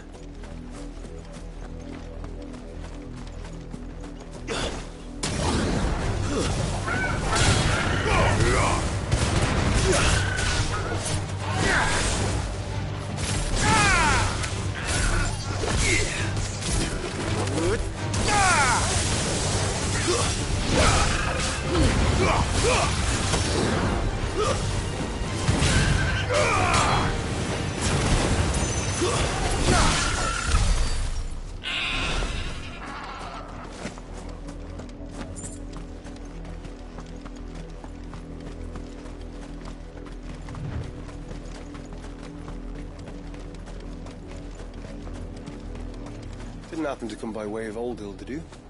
Saw some Imperials clad in black making for the docks just the other day. The next morn, you couldn't see the sun for all the ravens. I did, Mummy. I could hear him shouting from down the road. Hush, no. You didn't hear nothing.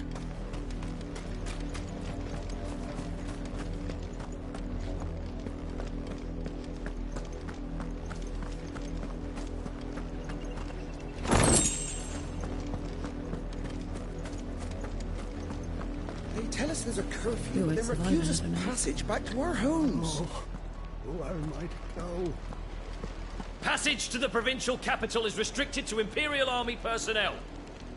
The gates are closed. Become. They're all Rosarian. But this is their home. The Empire would have us live in the Deadlands.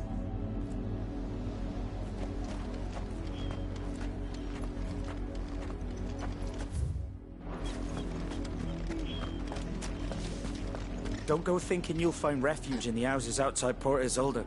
The place is a wretched hive of thieves and blackguards.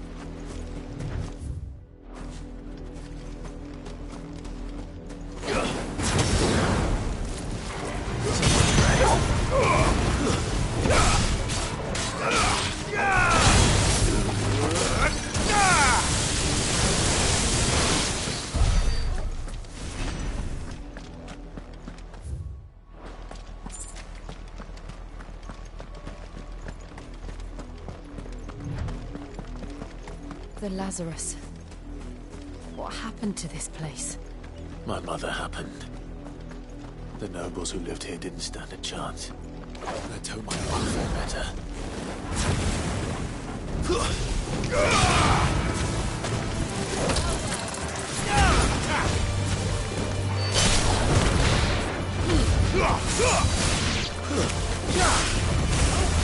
You're finished.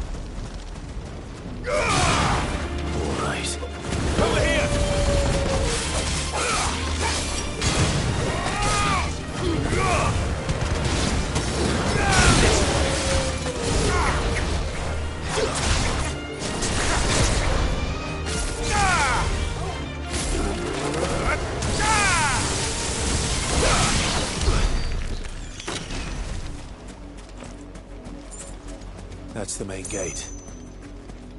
And it looks like we're not the only ones hoping to get in.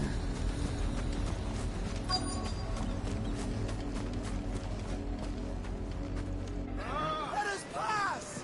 My children are starving! Have mercy!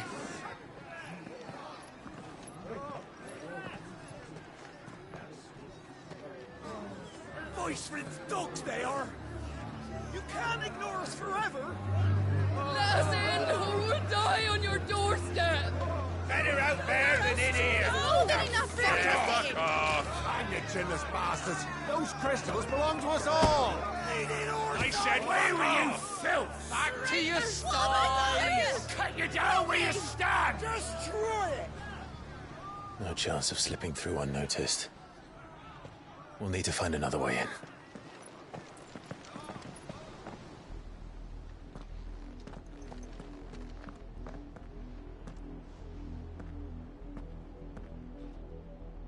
I thought we might be able to reason with the guards.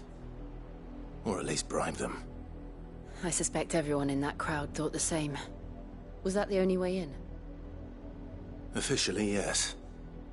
Strictly speaking, no. My uncle once told me that the nobles had tunnels built, so that they could visit town without having to walk amongst the rabble. The Lazarus.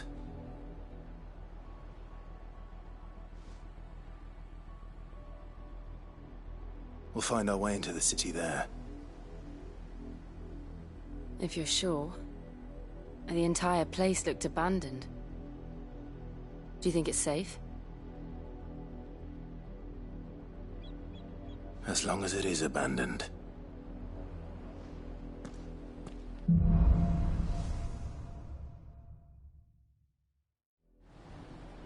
The good news is we haven't seen a single black shield since Old Hill. Maybe they found who they were looking for.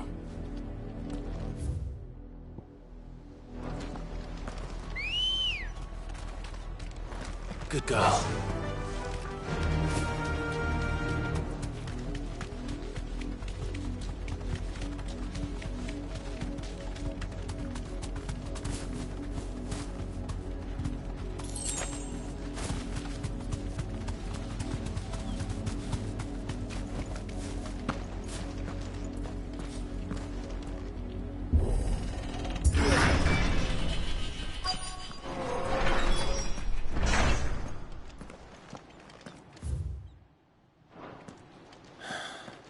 This is nothing like I remember it.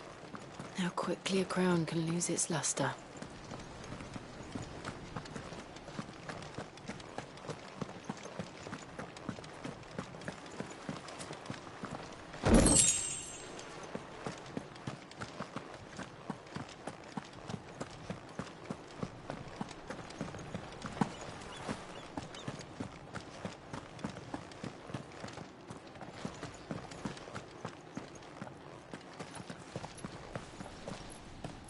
Not abandoned, then.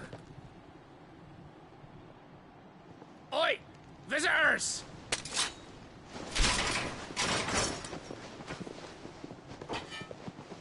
Apologies. We'll show ourselves out.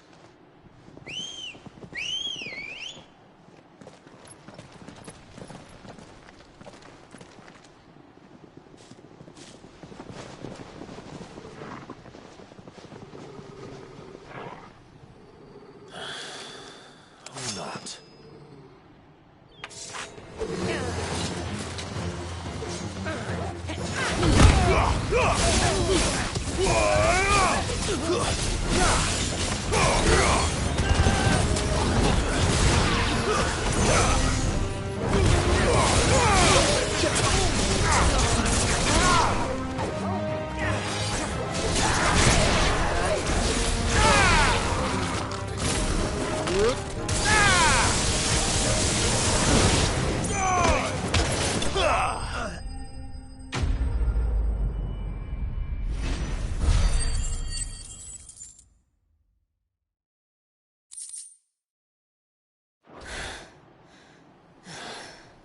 I've only ever seen one man fight like that.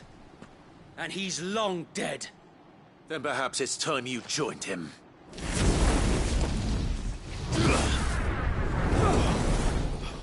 The blessing of the Phoenix. It can't be. I was there when you died. Huh?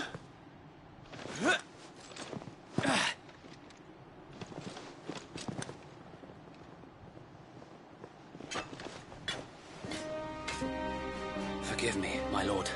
I knew not whom I addressed. You have naught to fear from us. Founder, it really is you. It is. So wait.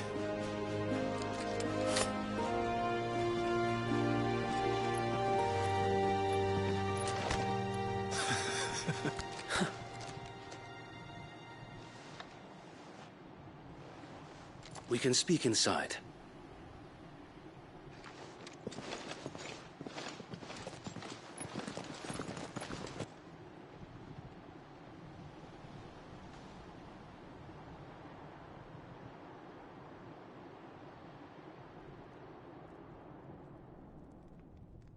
And those who wouldn't bend the knee? We left before the Empire could make examples of us, though we didn't go far. And we banded together to form the Guardians of the Flame soon after. Alas, there is only so much a handful of aging shields can do against the might of an empire.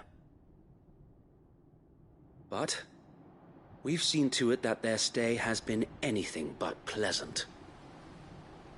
Of late, though, we've had our hands full just trying to keep the Duchy's few remaining bearers out of the Imperial's clutches. The Cullings. We saw what happened in Old Hill. Aye. The foul work of the Black Shields and their mistress. You mean my mother? But it doesn't make sense. Even knowing what I know about her. Her hatred for bearers was no secret, but she wouldn't have been ignorant of their value to the realm. No offense, my lord, but in case you haven't noticed, the Lady Annabella couldn't care less about the realm. She barely even cares for her own home.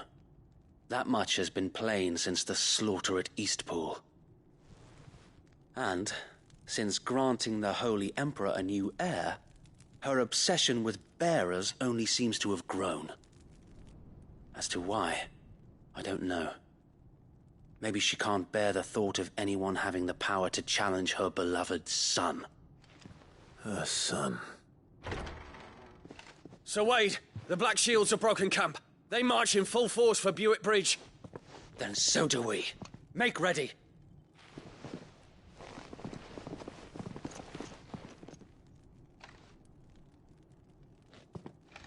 This is their main host.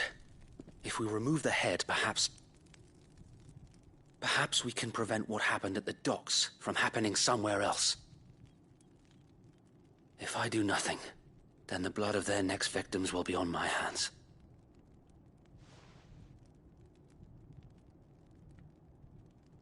Yours and ours. We too have witnessed the crimes these men who dare call themselves shields have committed in my mother's name. It cannot be allowed to continue. We must put a stop to this madness. We must. So let us go with you. For the good of Rosaria. I was hoping you'd say that. Very well. If that is your wish, I would be honored to serve at your side. And we at yours. So, Wade, let us do our duty. With pleasure, my lord.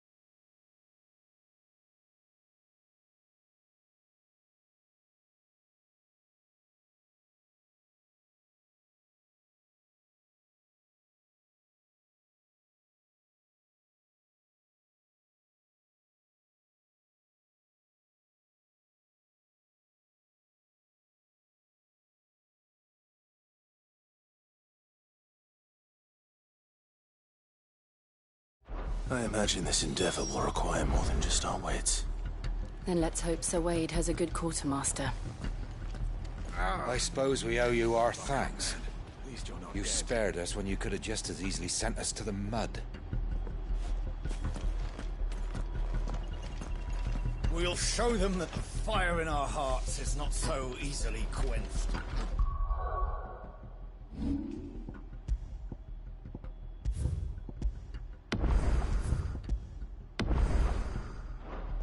Black Shields in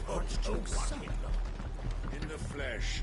Saw him once when I was your age. He had that same look in his eyes.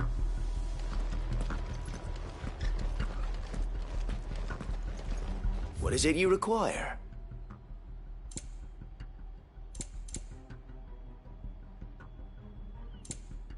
I will be here should you need aught else.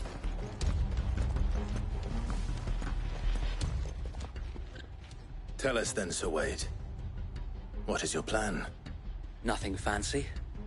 You, Lady Jill and I make for Buett Bridge and provoke the main host at their encampment. Sensing an opportunity to end the Guardians, the Black Shields will call for reinforcements, who will be met from the rear by parties of my brothers hidden throughout the surrounding hills. This will allow us to wage battle on the bridge without fear of being overwhelmed. While the Black Shields have an advantage in numbers, you see, they prefer to fight in small units, which we can use to our advantage. How small exactly? Small enough, now that I have you and Lady Jill for company. I doubt I could have done this on my own. But until we arrived, that was your plan. You haven't changed a bit. So Wade, the bearers from Old Hill have been laid to rest. Very good. Now make ready for battle. As you command.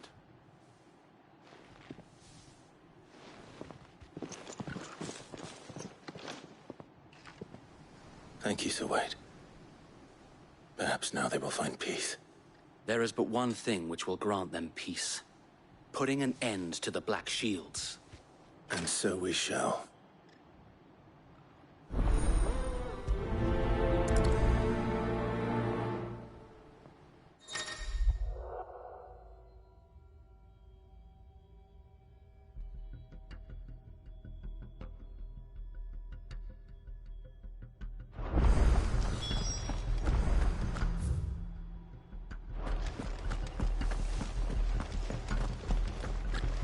May the blessing of the Phoenix go with you. How long have you been pursuing the Black Shields? Since they burned their first village. We tracked down the bastards responsible and fed their corpses to Stillwind. Suffice to say, that got their attention.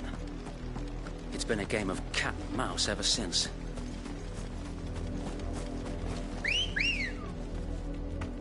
Ready, girl? Fly, Ambrosia.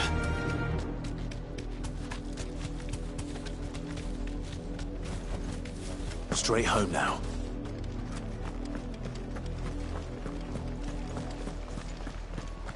Look at me sideways. How was the Black Shields?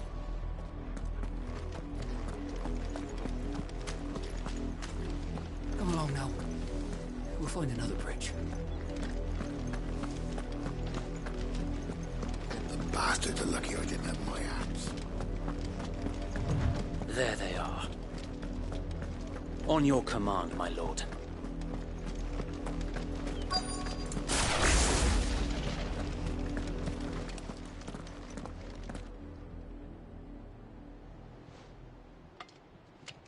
What is it now?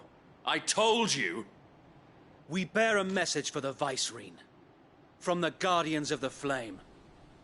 Ha!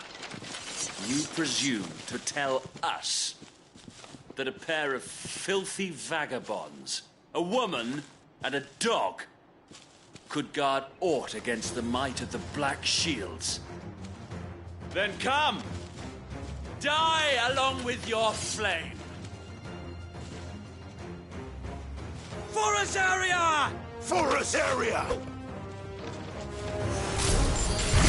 Your petty revolution ends here. On these our swords we swear.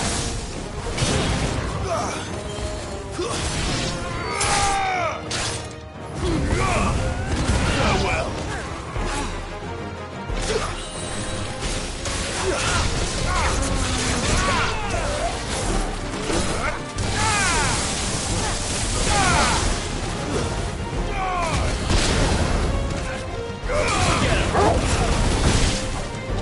Bloody hell! Reinforcements from the far bank! Another wyvern to fight their battles for them.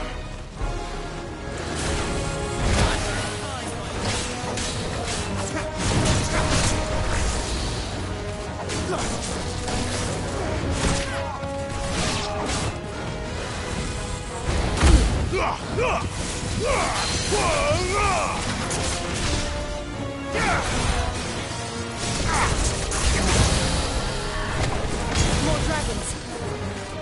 Worse. The Imperials aren't taking any chances. I can't stand flattered.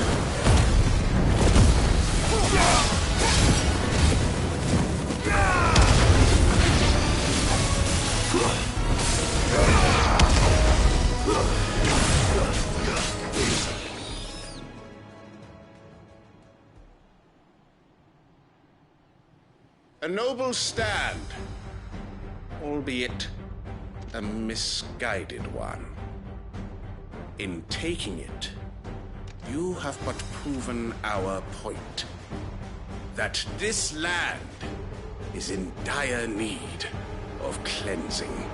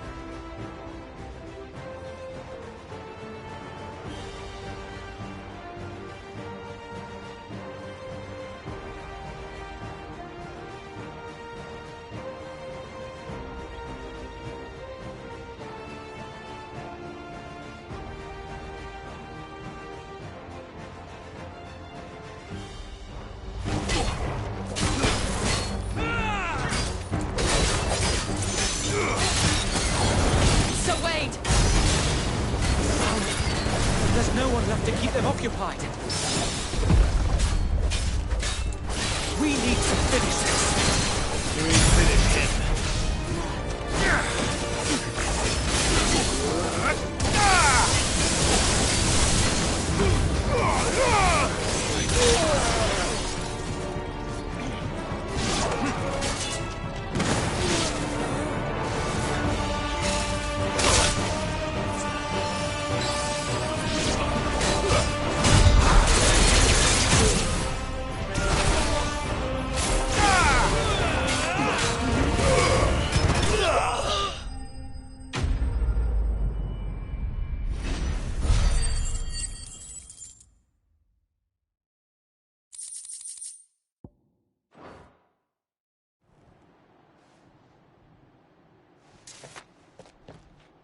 I don't see any more. Nor do I. The plan worked. It did. It bloody worked. We sent every last one of the rotten bastards straight to the mud! Lord, perhaps this will be enough to stop the Cullings. For the time being, at least. Perhaps.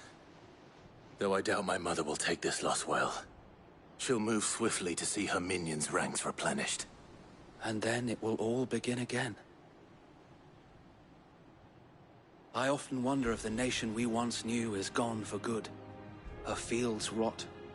Her people starve. We battled to preserve the flame that was, but for every foe we fell, another springs up in its place. Yet be that as it may, it is still our home, and we must fight for it.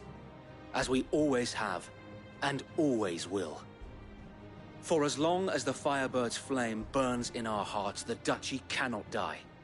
And her loyal subjects may dream of a day when the Rosarian standard flies over Rosalith once more. So wait, Think we should fall back to Port Isolde before the garrison sends reinforcements? A sound strategy, my lord.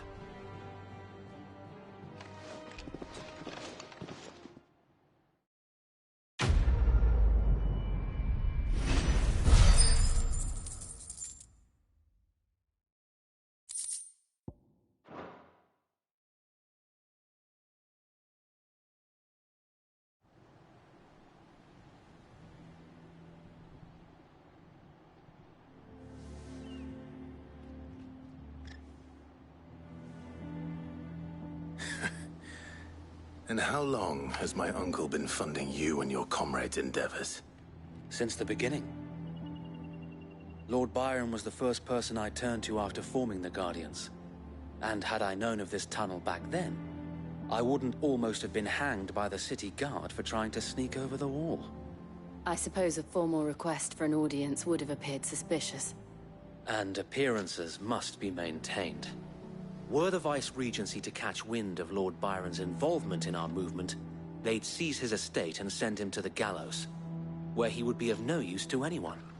And so, though it sickens him to the soul, he plays the part of the loyal lord, knowing that one wrong move might prove his downfall. It is why he remains ever vigilant. Don't be surprised if he refuses you an audience, especially since you're famously dead. Then I will have to think of a way to prove that I am neither wraith nor wrongdoer. I might have something which could help with the latter. It's the Mark of the Guardians. Display it, and those who love Rosaria will know where your loyalties lie.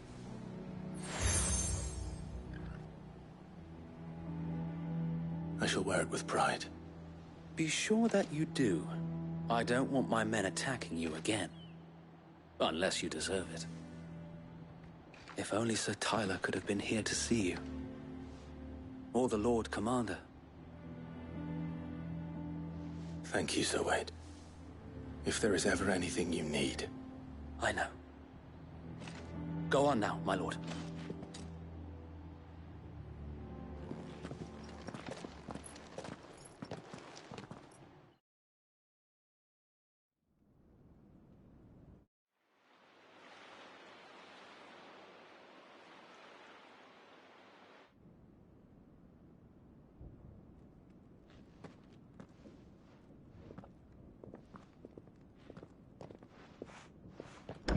How accommodating. Do you really think they believe we are who we say we are? Not a chance.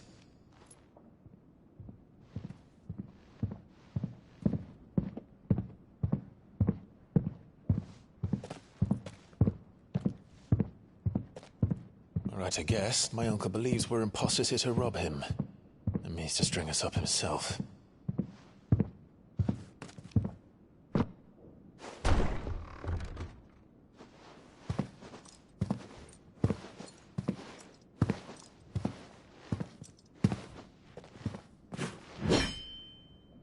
Imagine my surprise when I was told my nephew had come to visit.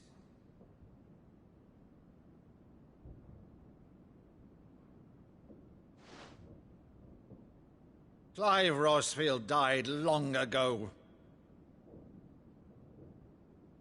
And for uttering his name here, you shall pay with your tongue!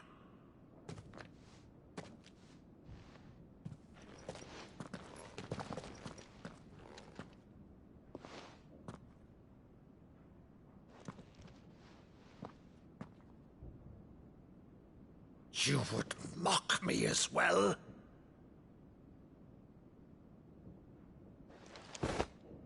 It is I, Sir Crandall of Camelot, loyal servant to Her Serene Holiness, Saint Sybil the Unshod. Meadow, thou vile sorcerer, for thy crimes against church and crown, I shall have thy head.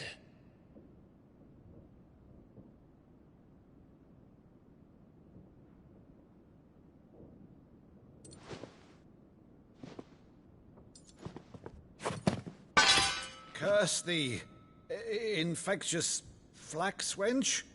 Even in death, must thou plague me still?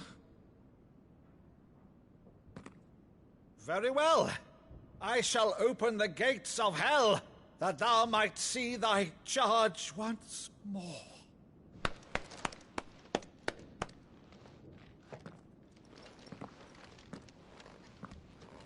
Bravo, Uncle. You're still the finest Meadow in the twins. Oh, Clive, my dear boy, it's really you.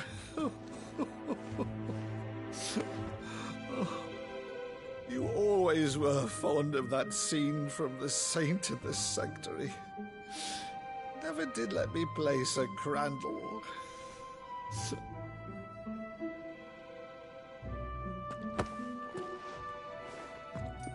I have a favor to ask, Uncle Byron. Rutherford, inform the kitchens. There'll be guests. We dine immediately. But, Uncle... You can't very well regale me with the tale of your miraculous preservation on an empty stomach. Go on, sit.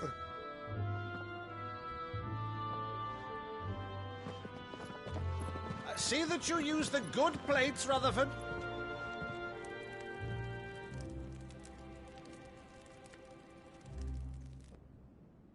So you arrived late to one of her cullings, did you? Since becoming Vicereine, Annabella has been a constant thorn in Rosaria's side, but these atrocities are a new low. Something has changed. Quite what, I don't know, but the woman we knew is gone, and a monster sits in her place. A monster? For better or worse, I've been charged with governing this town, and thus must maintain the illusion of obedience. That's all I can do to aid Wade and his merry band of revolutionaries. So he's told us. You have risked much for Rosaria. Our nation will be forever in your debt.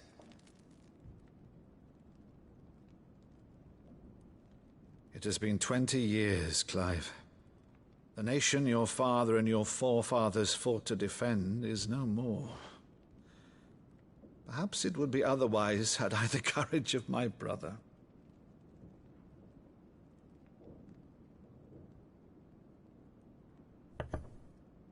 All right, if it's a ship you require, a ship you shall have. I've a galley in port, but recently relieved of her cargo. She can be outfitted for the voyage in a matter of weeks. So you believe us, then? About everything? Believe you? Ha! Only a fool would believe even half of the things you claim. But until tonight, only a fool would have believed my nephew still lived. And besides, I have it on good authority that Clive is telling the truth. Whose authority? Your own, of course. You've always been a terrible liar. Is that true? It's not untrue. Let's say no more about it, eh? It wouldn't do to linger on my nephew's greatest failing.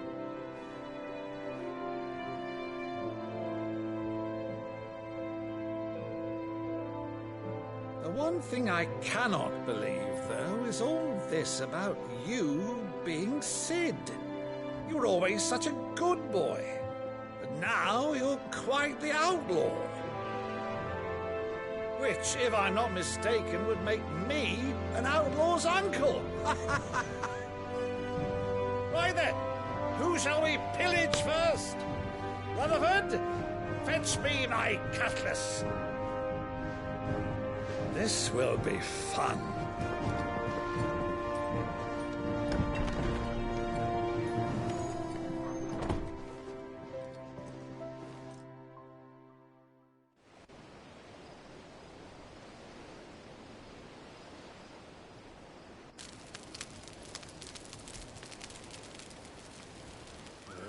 Over there. Go on. She's a fine ship, isn't she? Once outfitted, she'll bear us across the boiling sea to Drustinus in the space of 3 days.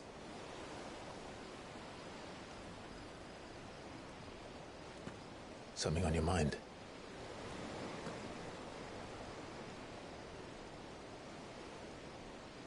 Monsters.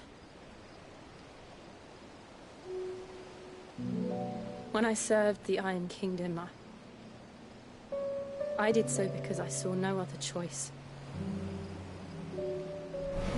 Because once they learned that the lash would not move me, they turned it on those who could.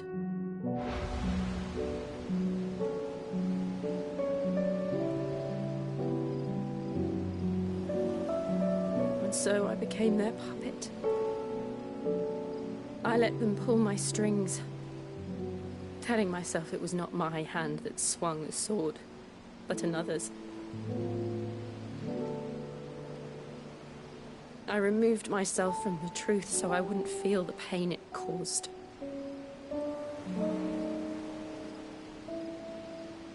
And before I knew it, I no longer felt anything. Anything at all.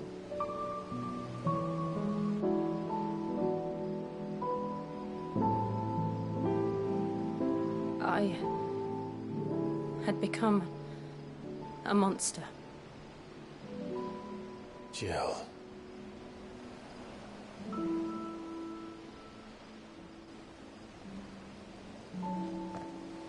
I don't want to be a monster, Clive. Do you understand? I want to choose a different path, a better path. To live on my own terms. But before I can do that, I need to come to terms with my past.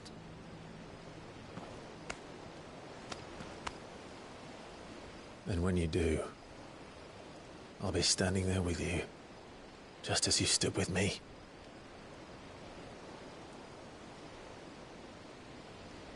Thank you, Clive.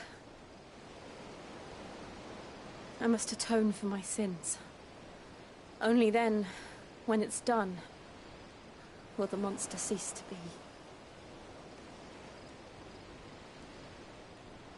Just promise me that you won't die with it.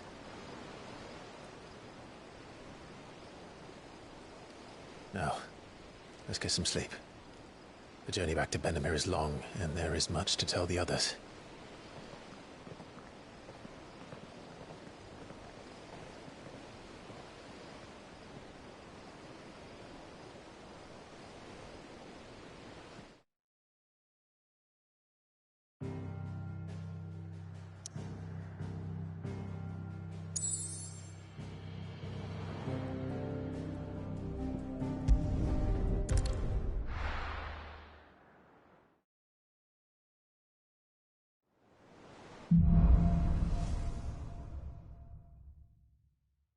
Only the Founder knows what awaits us in the Iron Kingdom. But Vivian could probably make an educated guess.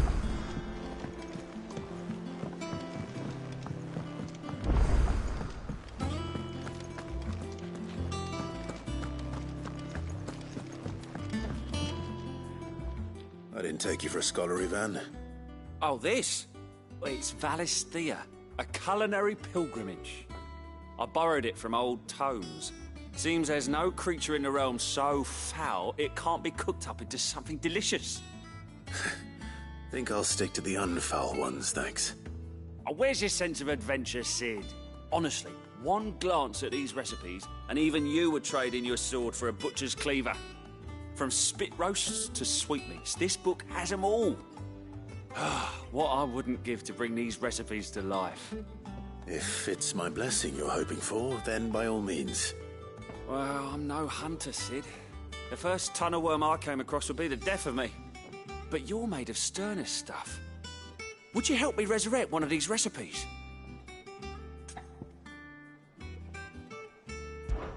Something tells me you won't be taking no for an answer. Fine, I'll help. Fantastic! Thank you.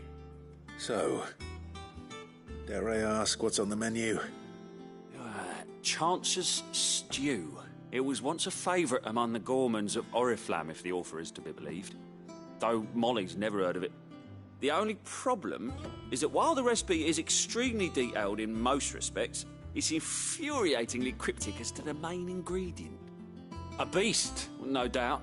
Most likely something that would make easy work of a simple cook with more broth than brawn, but unwanted violets. I've no idea what they might be. Does the book say anything else? Well, only that the sweetest violets sprout atop the bed of roses. Roses. Rosaria, perhaps? One of the butchers in Martha's Rest might know something. I'll ask next time I'm there.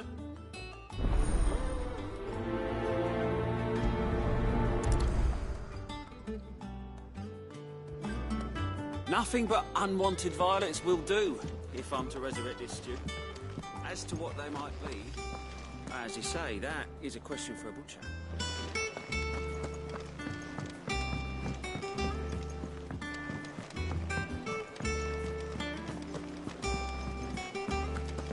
A sea voyage this time, is it? I can lend you an oilskin if you're looking to keep the salt off your back.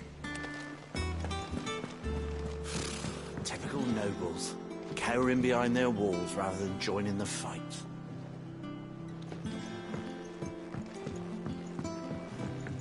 How did we never hear about these Guardians of the Flame? Every day. Same way they never heard about us, I expect. To them.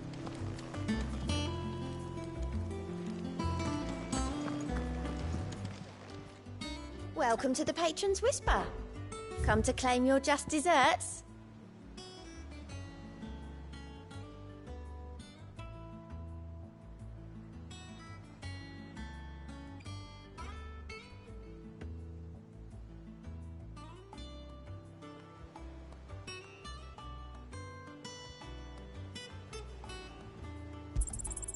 You earned this. All done?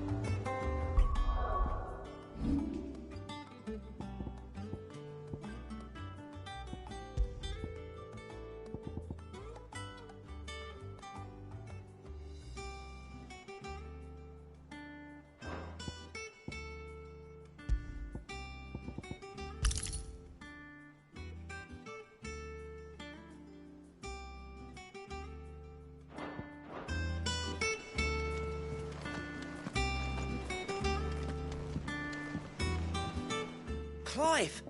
Oh, am I glad to see you? Is something wrong? It's Blackthorn. He ain't himself. And if I'm honest, he ain't been for a while.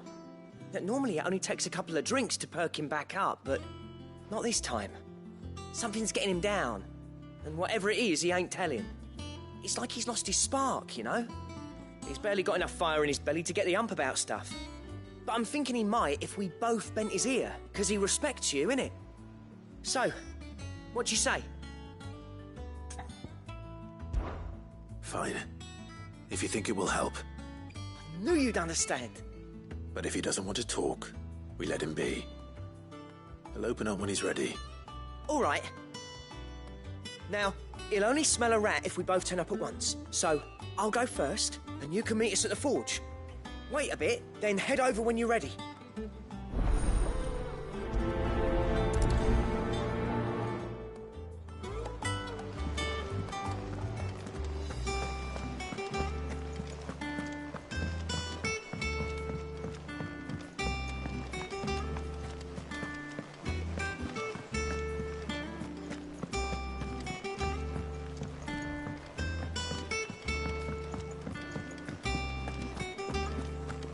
That monster's taken quite a liking to Lady Karen.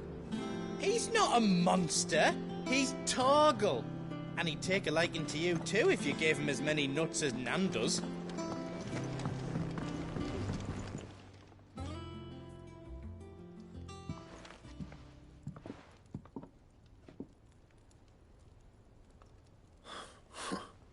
First August, and now you. What are you pair up to? What's it got to do with me? August was worried that something had been weighing on your mind.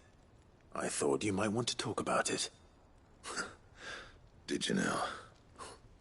I told you not to stick your nose in my business. What'd you go and do?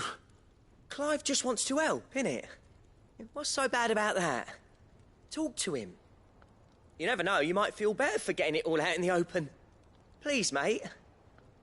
I'm worried about you. Phil, shut you up.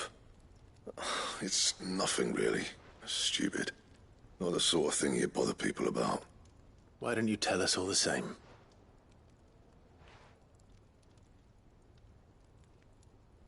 Karen and I have an arrangement.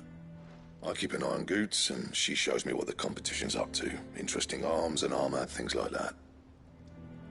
Anyway, the other day, she shows me a cuirass she's come by. Masterpiece of level work. Light, supple, and tougher than it had any right to be. Made my stuff look like every clumsy shit. I should have brought the bastard thing there and then just to study it, but I was too proud. And now every time I reach for my hammer, I'm reminded that I'm not the craftsman I thought I was. There. You happy? You got what you came for? Now piss off. All right. We're going.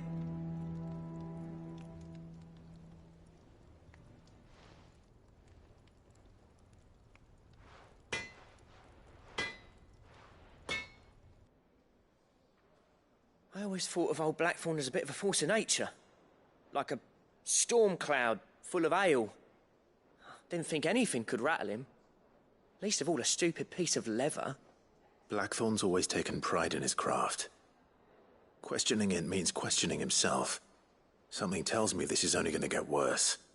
If he has doubts, it will affect his work, which will only add to his problems. We need to nip this in the bud. I couldn't agree more. He said he should have bought that cuirass. Perhaps we should track it down for him. Assuming you're happy to help, that is. Too bloody right I am. Glad to hear it. First things first, then. We need to speak to Karen. That monster's taken quite a liking to Lady Karen. He's not a monster. He's... Karen, do you have a moment? Blackthorn mentioned that you'd recently come by a leather cuirass. An exquisite example of the craft, from what he told us. And he ain't been himself since he saw it. So we thought we'd buy it for him. Sorry, sold it already. Didn't think Blackthorn cared for it the way he turned his nose up. But it was nicely put together, that's for certain. Even if the bloke who made it is a bit of an odd one. Happened across him on my travels. Makes all his stuff to order, but the fella who commissioned it refused to pay. He didn't like the colour of summit. So I took it off his hands for a fair price. You don't know where we might find him, do you? Like I said, he's a bit of an odd one. Doesn't even have a workshop. He don't trust hunters neither, which means he spends as much time out tracking beasties as he does working their hides. I see. He did tell me something, though. Apparently, his next commission's for a set of griffin hide greaves. Here, there's a griffin on the hunt board. The curse breakers were placing bets on who'd bag it. Now, where the bleeding hell was it sighted? Somewhere in Sambrec, maybe... Cairnorvin, that was it. Thank you, Karen. We'd be lost without you. At least you admit it. So, it sounds like going after that griffin might be the best chance we have of finding our roaming leatherworker. I'll leave the hunting to you if you don't mind. While you get on with that, I'll ask around the markets. See if I can't sniff out who he is and where he's hiding. Good idea. Hopefully one of us will be able to track him down.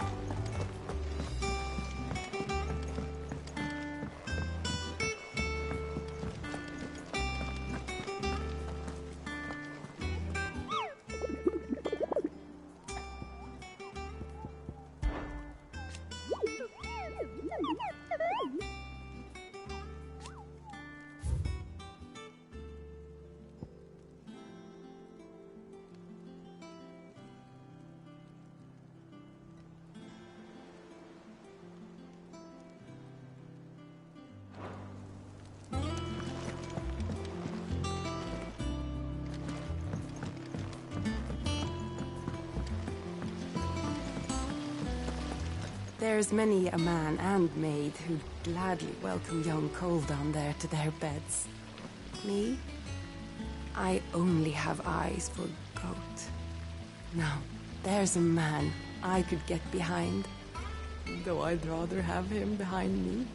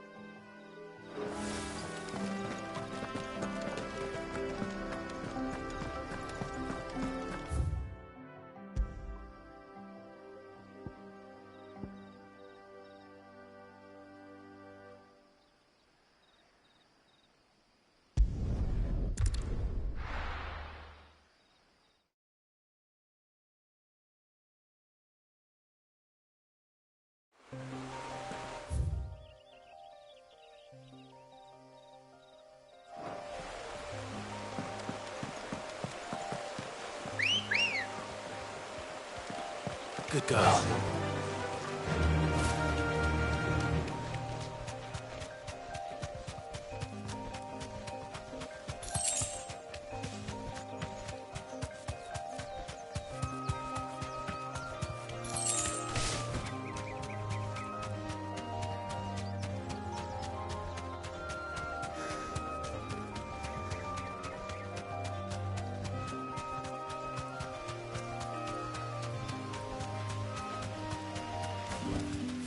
I can walk from here. Tell your curse breakers they're welcome in Lostwing anytime, both for the coin they spend and the news they bring.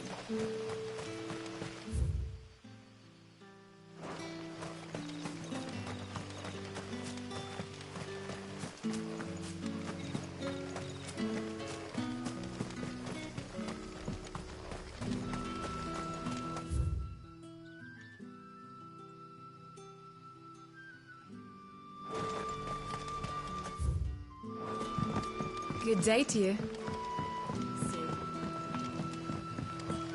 It's all but spent. The crystals we get from the tail are all but worthless.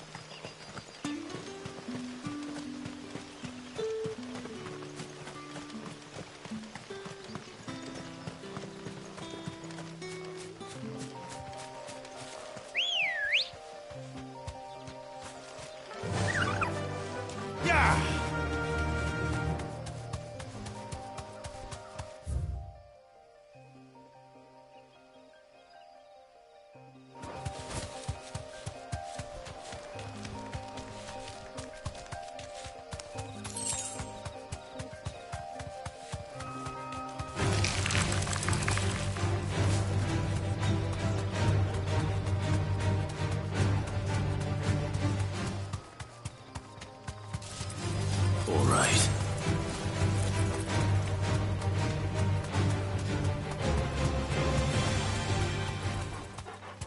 Straight home now, no mistakes.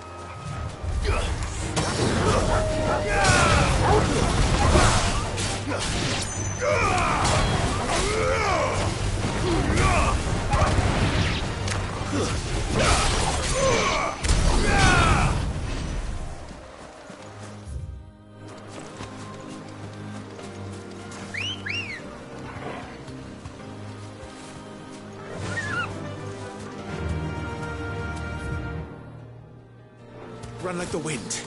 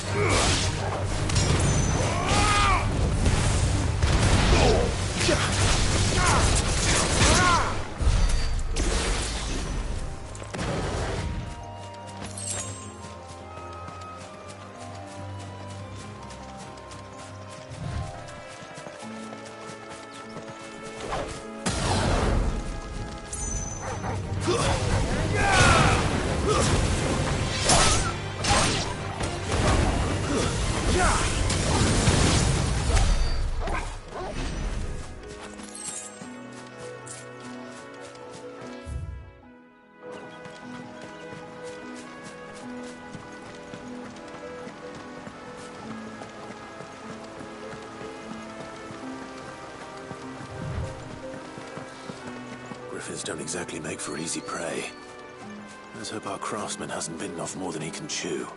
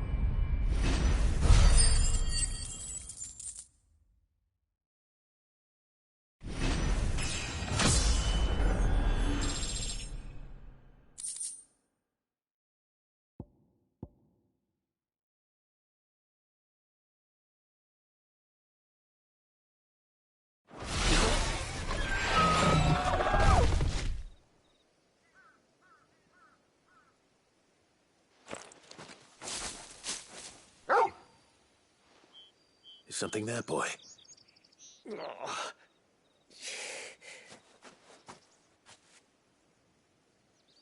Could that be our man?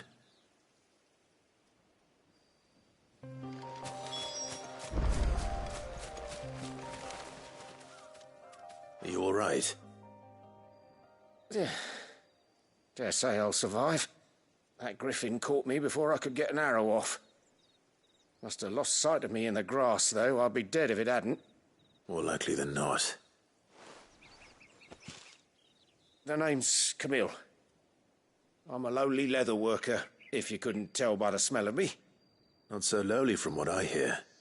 Do you remember selling to a merchant by the name of Karen? She's not an easy woman to forget.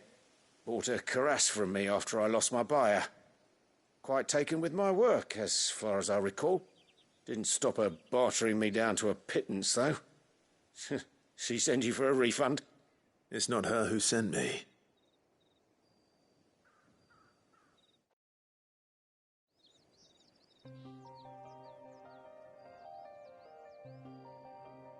Well, consider me flattered. You should be. He's a master of his art, and not an easy man to impress. Blacksmiths are proud folk. It's a rare thing indeed for one to praise a glorified tanner. And I don't imagine an impressive swordsman like yourself would be getting your steel from any but the best. I'd dearly love to help a fellow craftsman, but...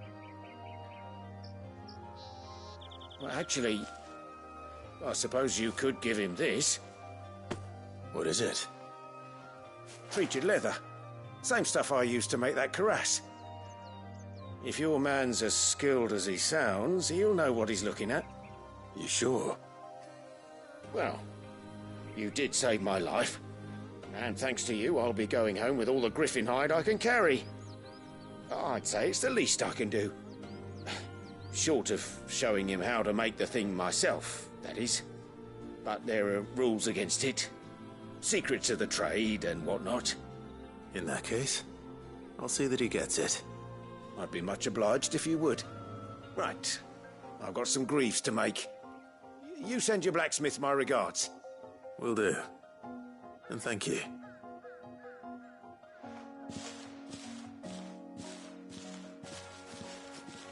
Hopefully this will sweeten Blackthorn's mood.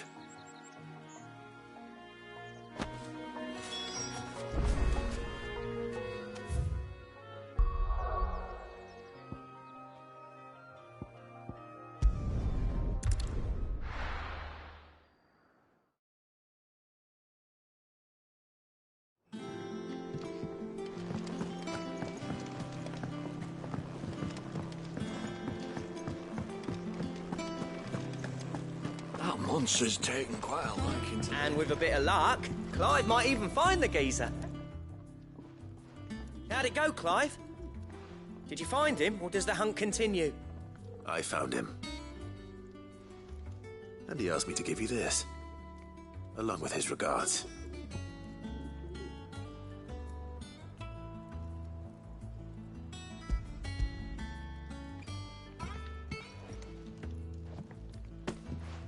You're joking.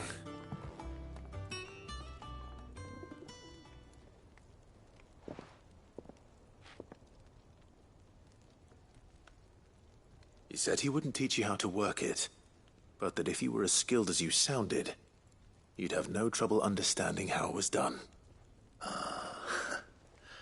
So that's his secret. Crafty bastard. He's layered and cross-grained it. Good few times, too. No wonder it's tough. And that's no ordinary oil he's used to get that finish. Oh, this is fine work. Even finer than I thought. Yeah? I'll take your word for it. Just looks like leather to me. Still, I'm glad you're happy. Here, Clive. You didn't happen to catch the fella's name, did you? Camille, I believe. I thought as much. There ain't many leather workers in the realm daft enough to do their own hunting, see? And his name kept cropping up when I was asking around. Turns out he's from Tabor. And again, most leather workers are.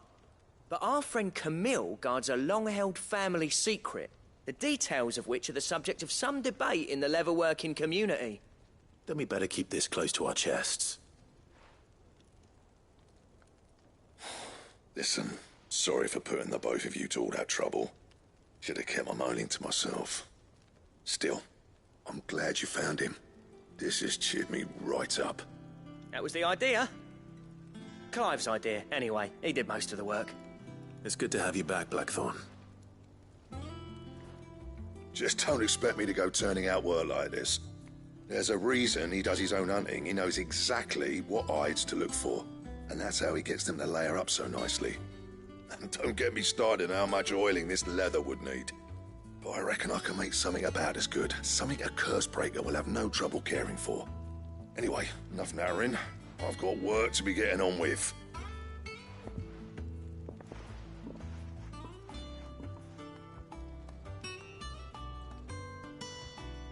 Looks like we won't be needing a new blacksmith. As if there was a better one out there. It wouldn't have been the same anyway. No one spins a yarn like old Blackthorn in his cups. Right, now that's sorted, I've got duties to attend to. Thanks, Clive. You've given me my mate back.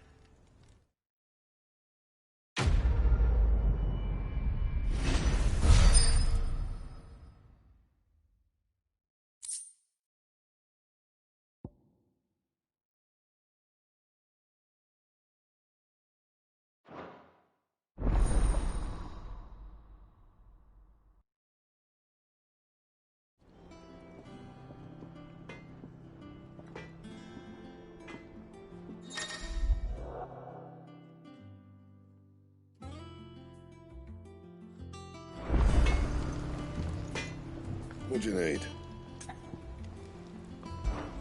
So, what'll it be?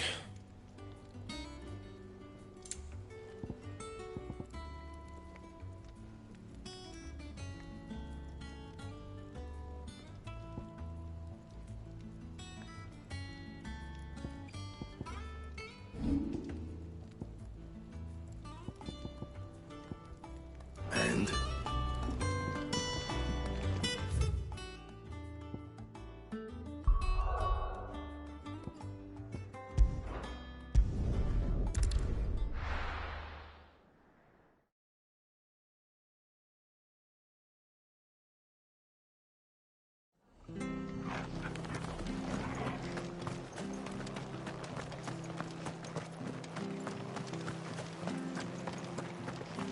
Thank you for sticking with us. Those of us who are still here have to look after each other, don't we? So, about the price of them turnips. Perhaps I'd live longer if I bade this town farewell. I've grown rather fond of the old place.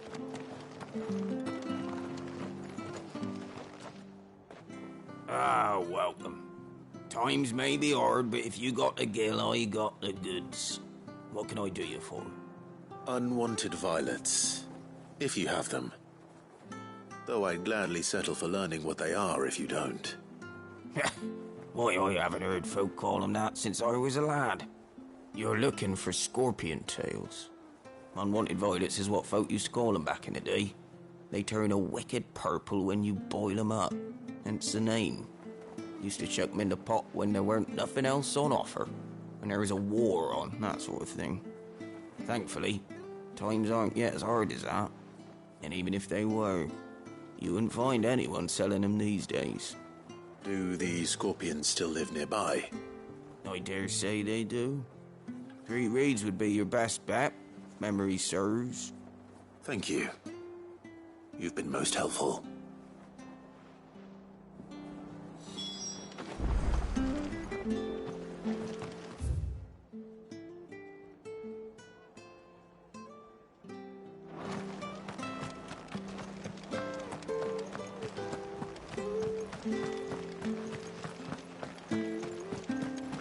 Stay sharp. After what the Empire did to Martha's lot, I'd be daft to stay. Carries on like this, I won't have any bearers left. Don't you go causing any trouble now.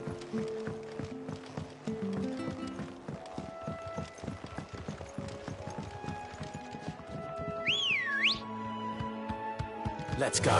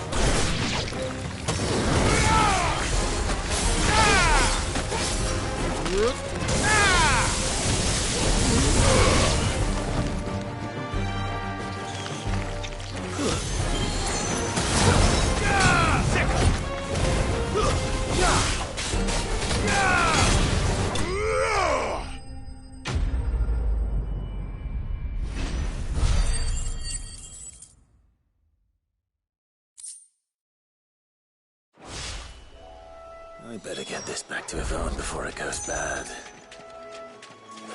Or any worse, at least.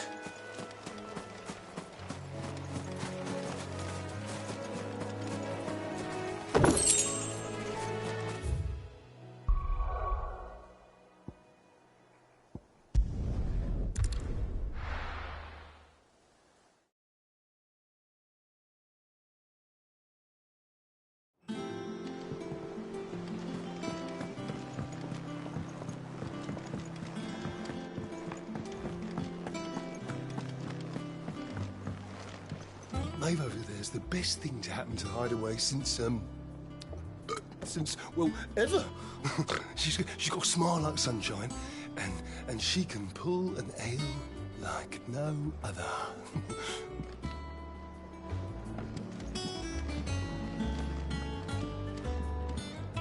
Did you find our mystery ingredient?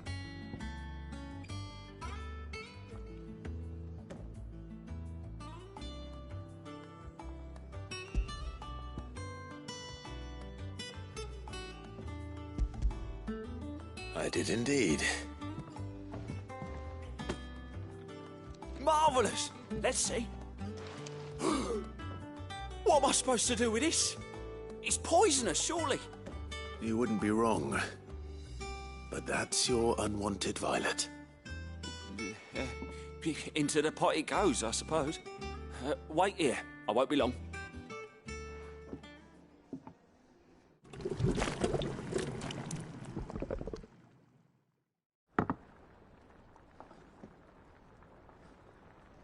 I present Chance's Stew, risen once again from the ashes of obscurity.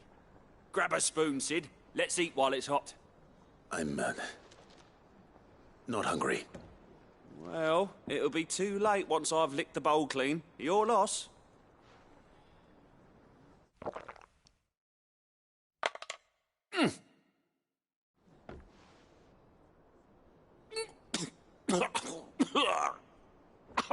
Odin's teeth.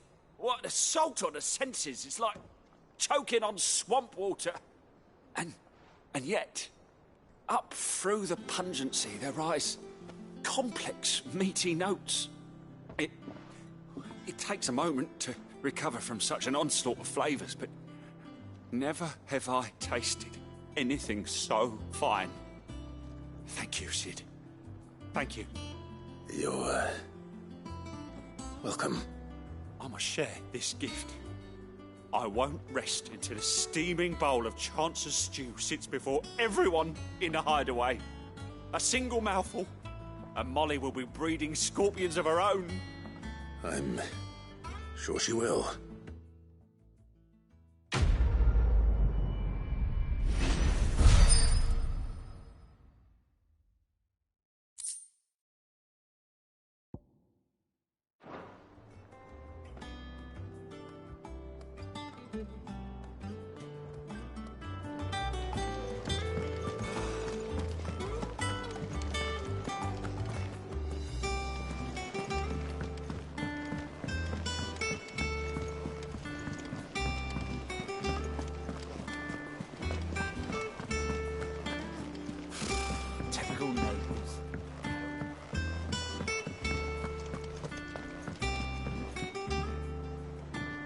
Back again, Lord Rosfield.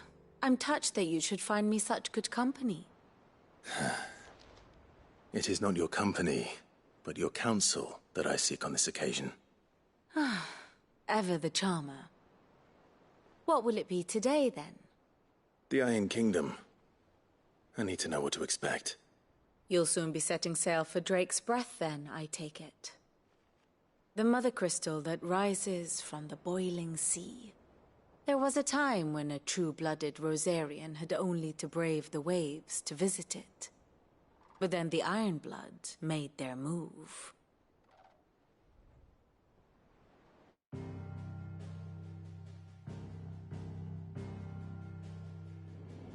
As you know, the Iron Kingdom rules over the islands to the west of Storm. Or rather, its church does. But this is not the pragmatic approach to state religion employed by the Holy Empire to manipulate the masses. No, the Iron Kingdom is the literal embodiment of the crystalline orthodoxy. And so, if one is to understand it, one must start there. As the name implies, the orthodoxy holds the Mother Crystal sacred, and they do not take kindly to heathens plundering the objects of their worship for the means to fill washtubs and light lamps with frivolous feats of magic. Indeed, the faithful consider ether a sinful thing, a poison no less. And to them, a dominant is an instrument of evil, albeit one they have proven only too happy to turn against their enemies. Some 80 years ago, in Northern Storm, Drake's eye collapsed. Soon after, in pursuit of ether and with the Blight at their backs, the Northern Territories descended upon the Grand Duchy of Rosaria. And when the Shields of the Flame marched north to meet them, the Iron Kingdom spied an opportunity. A few short days later, the Crusaders landed on the island of Mount Justanus, home of Drake's breath, and plucked it from the Duchy's grasp. Rosaria tried to reclaim it, of course, but to no avail. I doubt more than a handful of Duchy men have set foot on its shores in your lifetime. Nor are they like to again, under the Empire's stewardship, meaning the Iron Blood will keep their island. And with it, the foothold they need to march on mainland soil when next they spy an opportunity.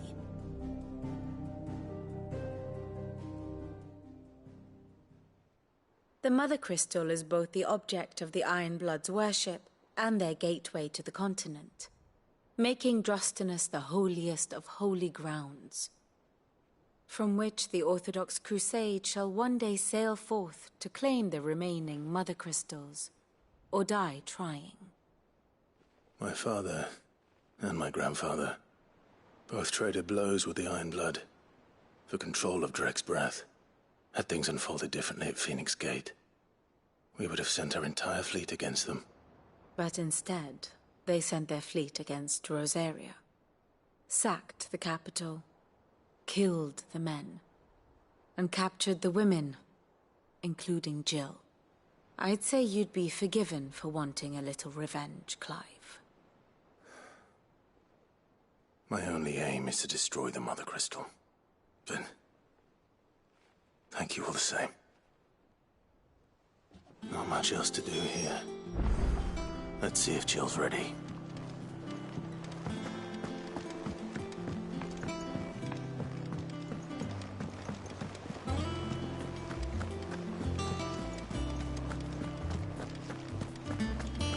It will be over soon. One way or another. You ready?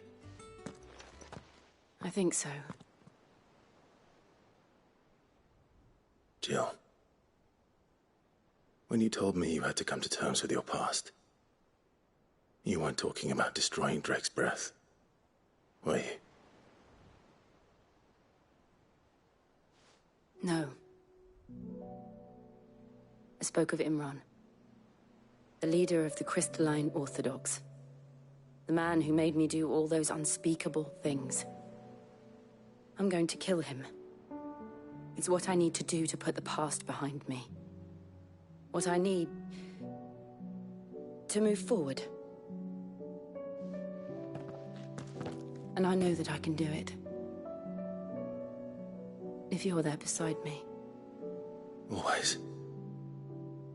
And I'll be beside you, too. We'll bring down the Mother Crystal together. All while Sid looks on. We'll make him proud.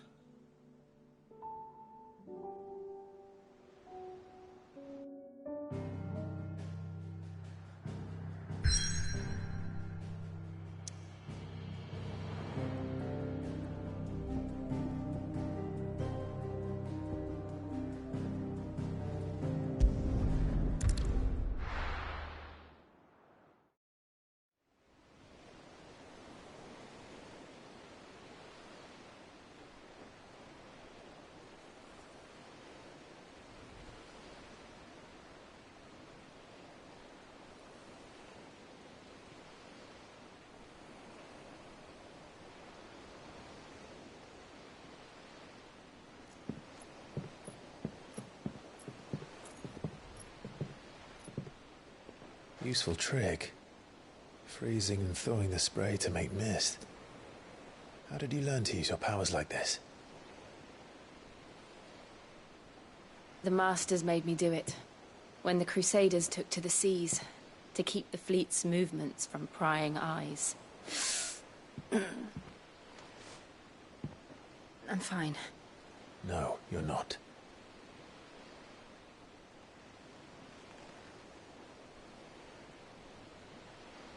This may be the only chance I get to go back. My only chance to put things right. I have to do this. Whatever the cost. All right.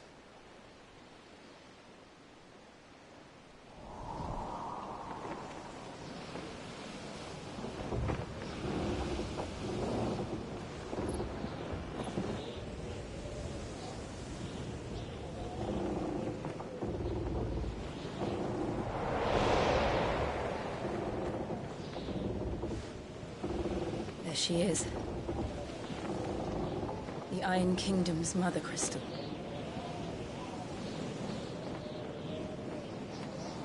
Drake's breath.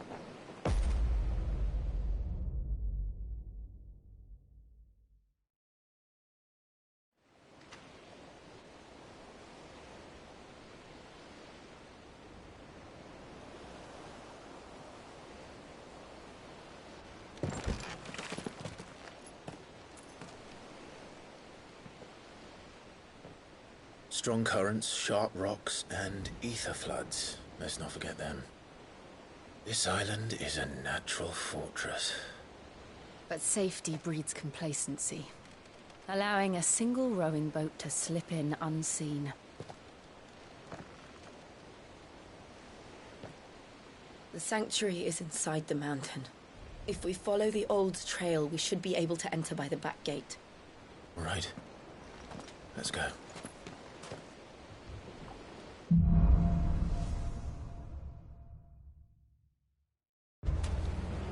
I always imagined when I came here it would be to reclaim it. It used to belong to Rosaria, didn't it? Once, though it's been in the Ironblood's clutches for far too long. As was I. For 13 years, this rock was my home. I know its secrets only too well. This path was abandoned after an ether flood. They don't guard it anymore. Perfect little shortcut.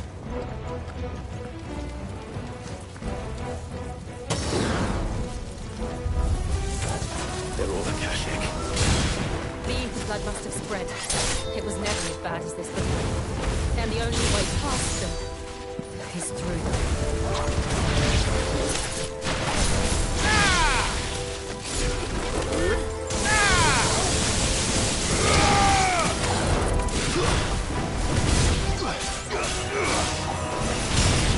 It's over.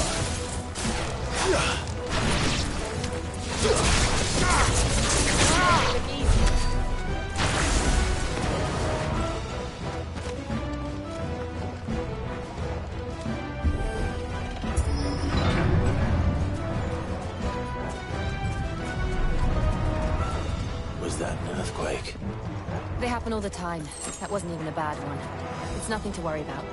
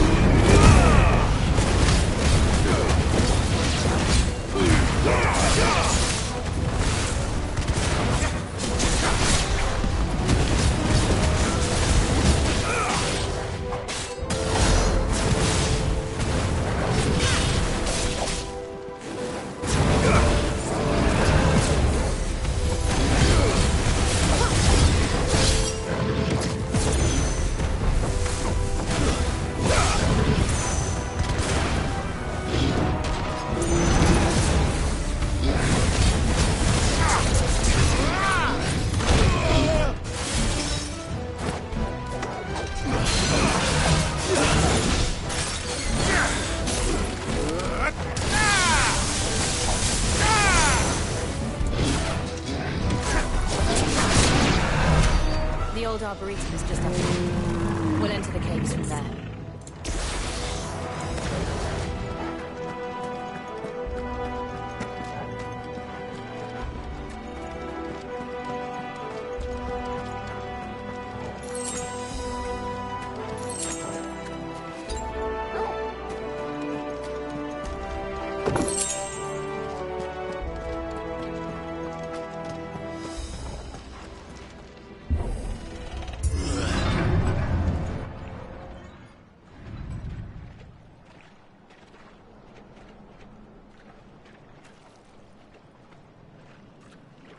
Look at this place.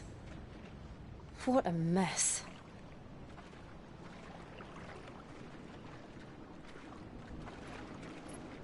Wait.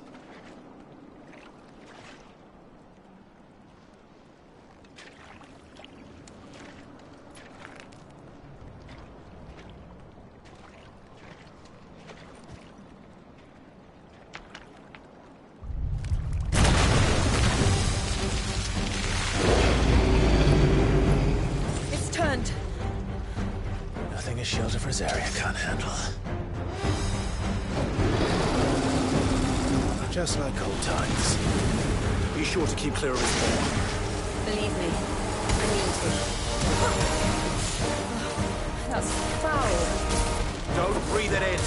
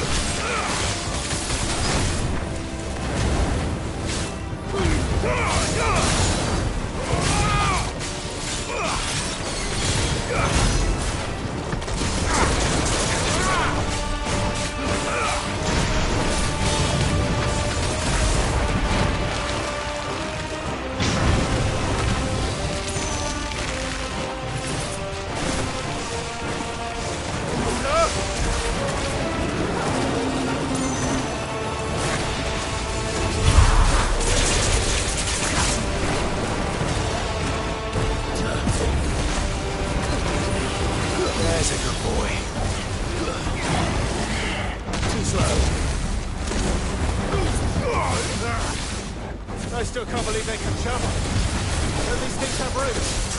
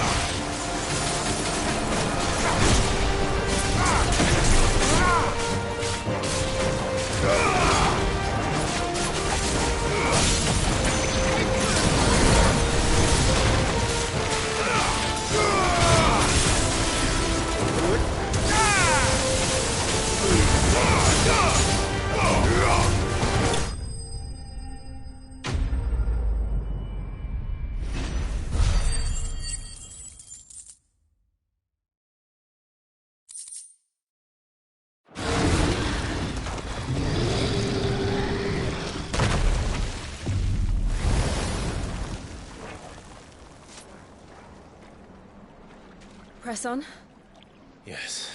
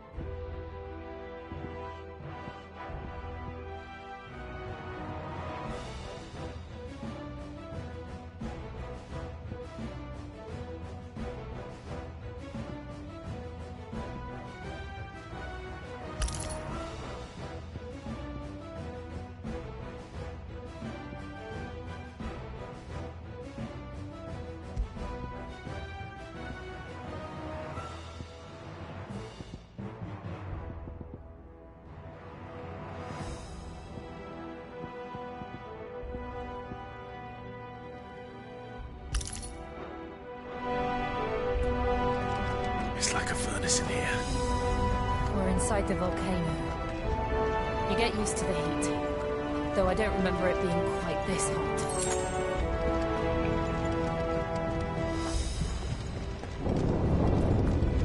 Was that one cause for concern? It was. And they're getting bigger. Something's wrong.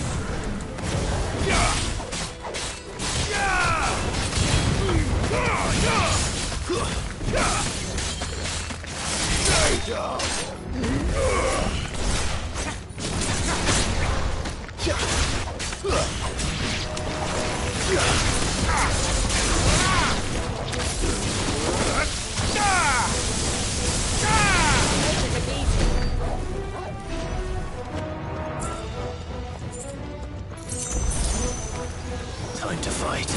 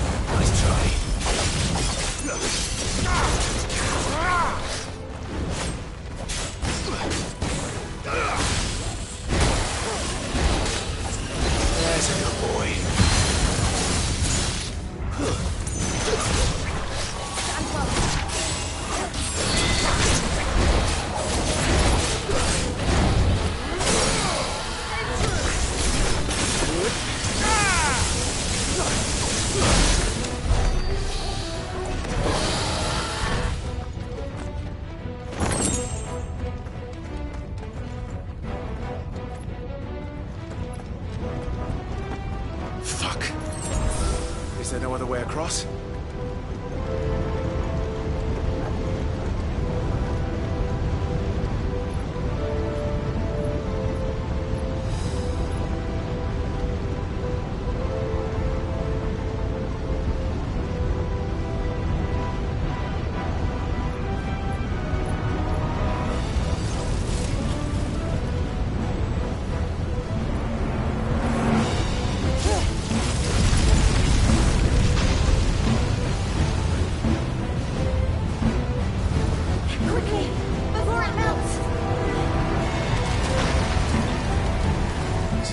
close.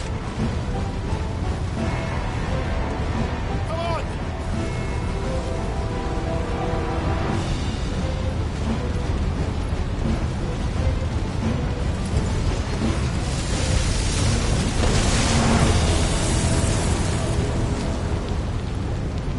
Let's not do that again. No. Let's not.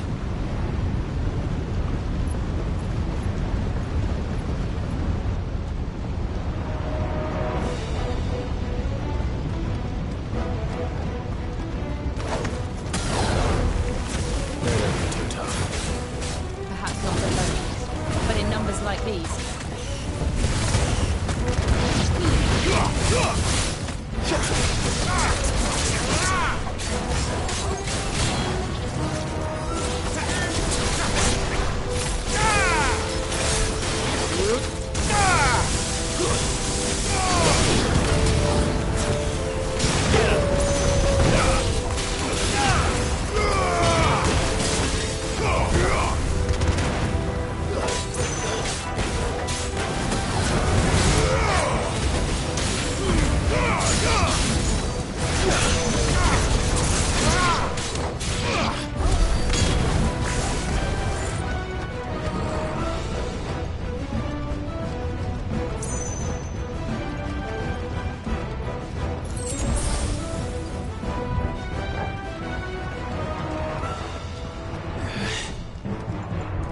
Drake's breath.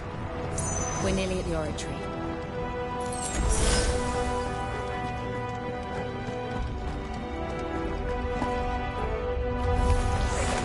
What the hell is that? I have absolutely no idea. Well, whatever it is, I don't think it's friendly.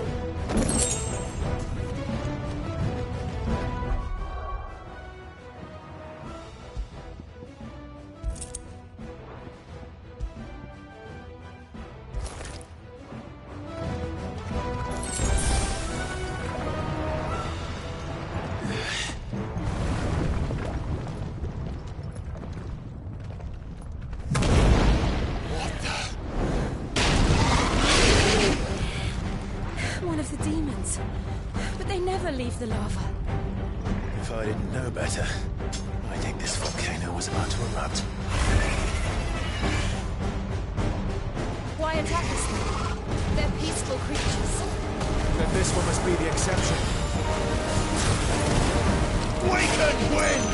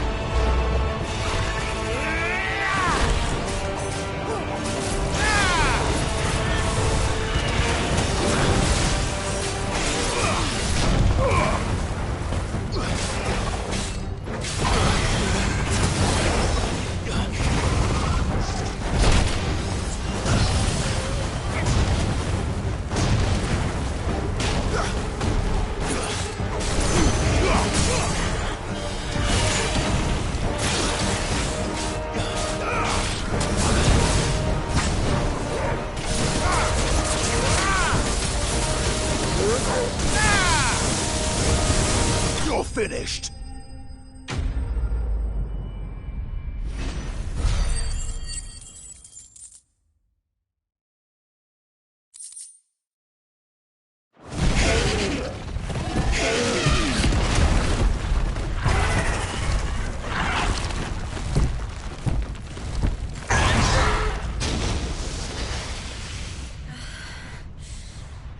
You hurt? Just hot.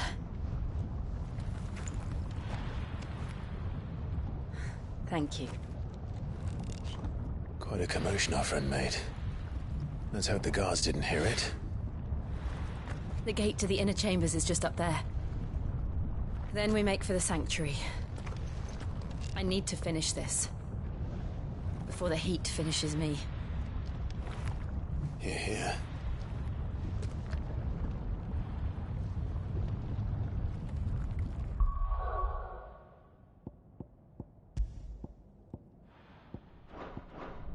We'll enter the Comric by the Handmaiden's living quarters. It was always a hive of activity. Sounds like we'll have a hard time staying out of sight. We won't have to. There's someone there I should very much like to see.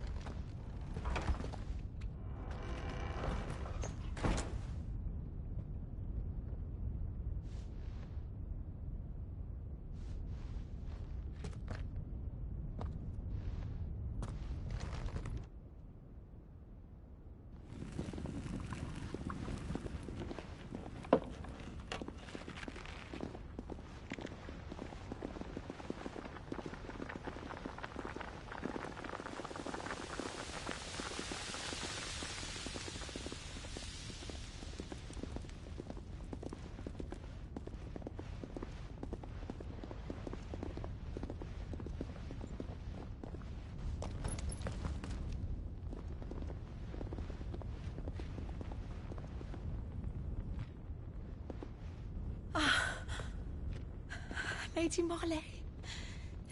It's me. By the mother. Jill, it can't be. It is, my lady.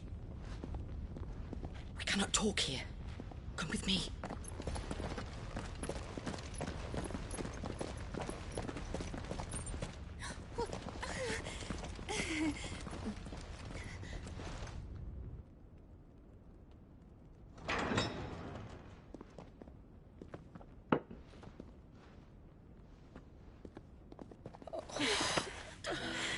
I'm so glad you're safe. And I you. Why ever would you risk coming back? Are you a fool, girl? Or have you grown tired of your freedom already? Forgive me, my lady. But I had to come back. There are things I left undone. Tell me, where is the Patriarch?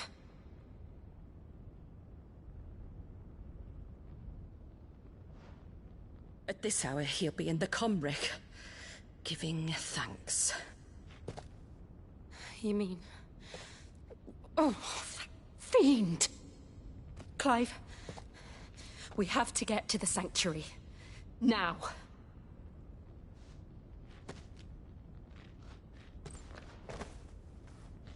Lady Marley, you must flee this place, gather your things, and go.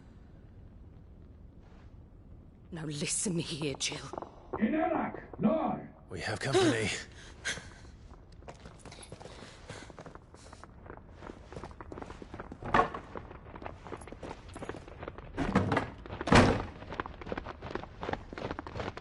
This way.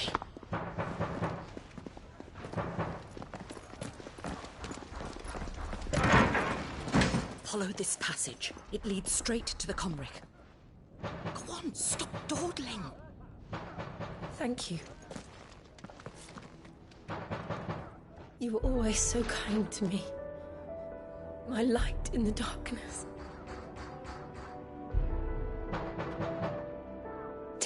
there, my lady, please. You deserve better than this. A long and happy life, promise me.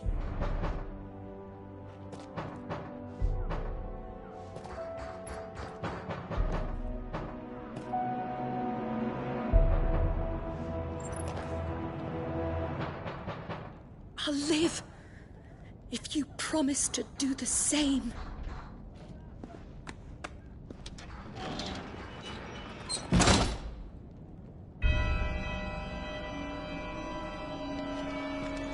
Come on, Clive.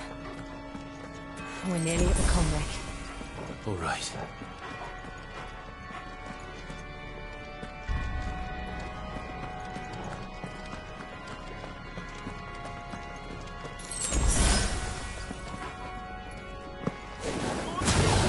It's our welcoming party.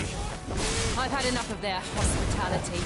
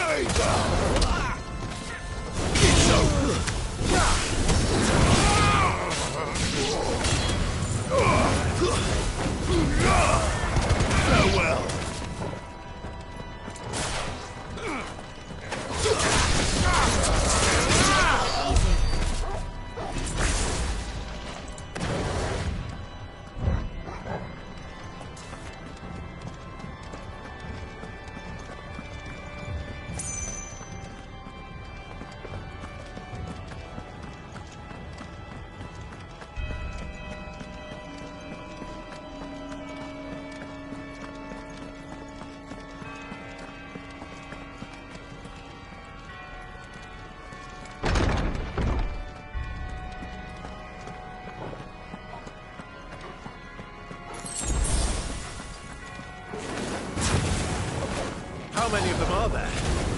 Too many.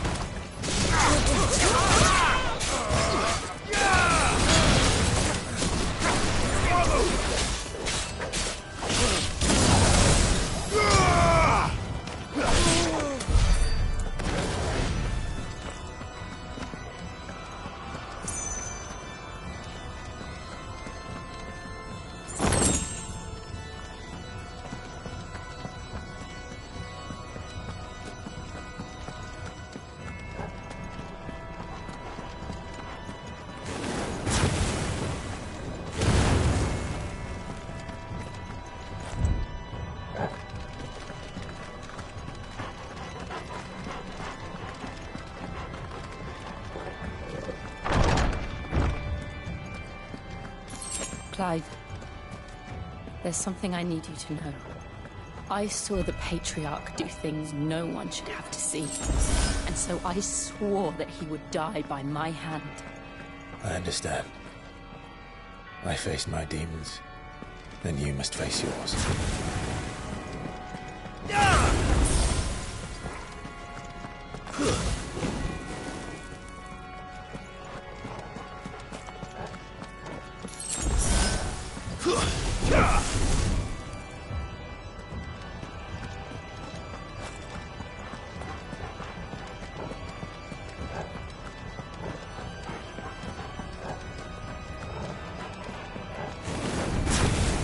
We're nearly there. Just one last push.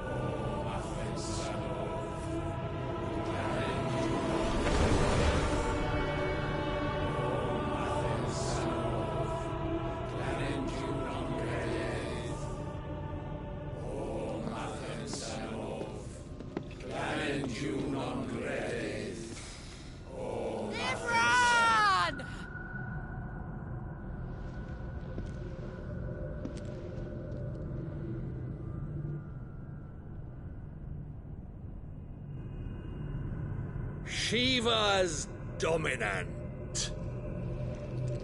Come to beg forgiveness for your failure.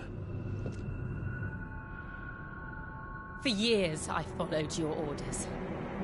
Fought your wars. All to protect the children you took. Just as you took me. And what did you do in return?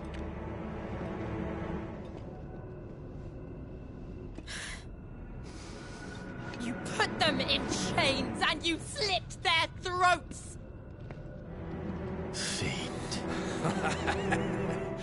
Their souls were sullied with a stain of ether. I merely cleansed them of their corruption. A penance paid, just as the Holy Mother wills it! Repent, abomination! For a monster like you to set foot in the Holy Cymric is in itself a crime deserving of death. You're right. I am a monster. And my soul is stained black. Though not by ether. But by the evil of men like you, who made me close my heart and drown in darkness when I should have raged against it. This is my penance. I will be your monster no more. Nor will I suffer you to create another.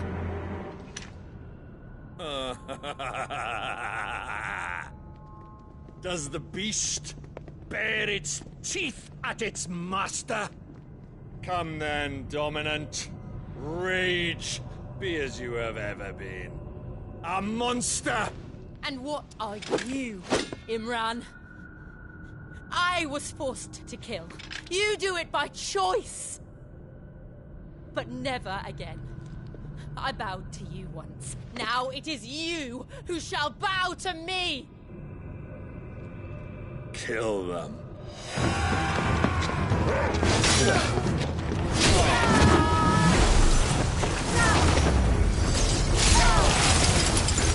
Now! Right!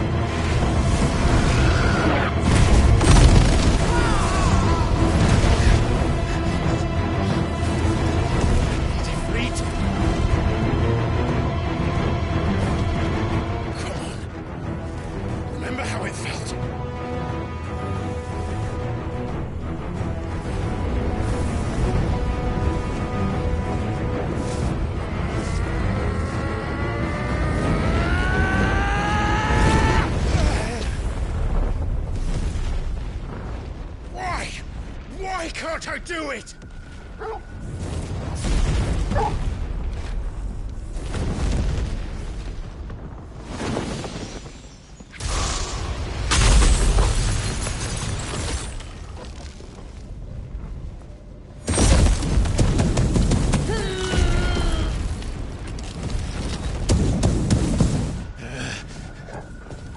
Please, just once.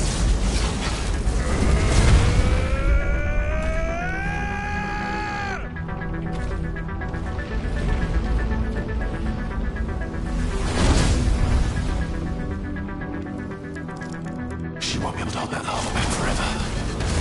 We better make this quick.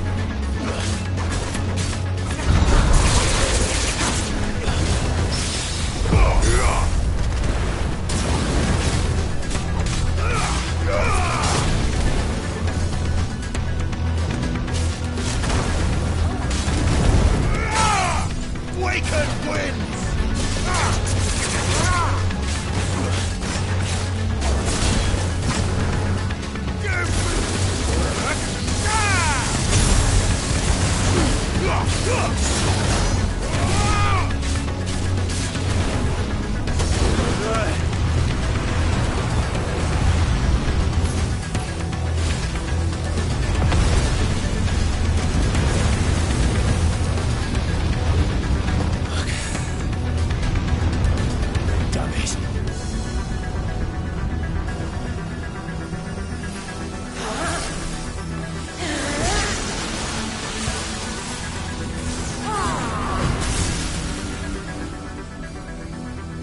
Go. All right. I won't take long.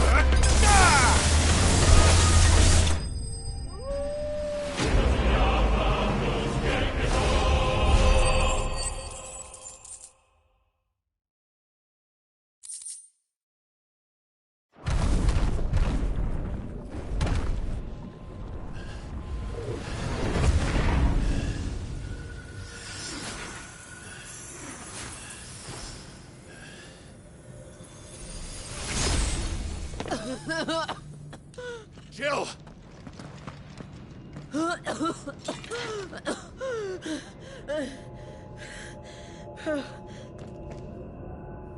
I'm going to finish this, Clive.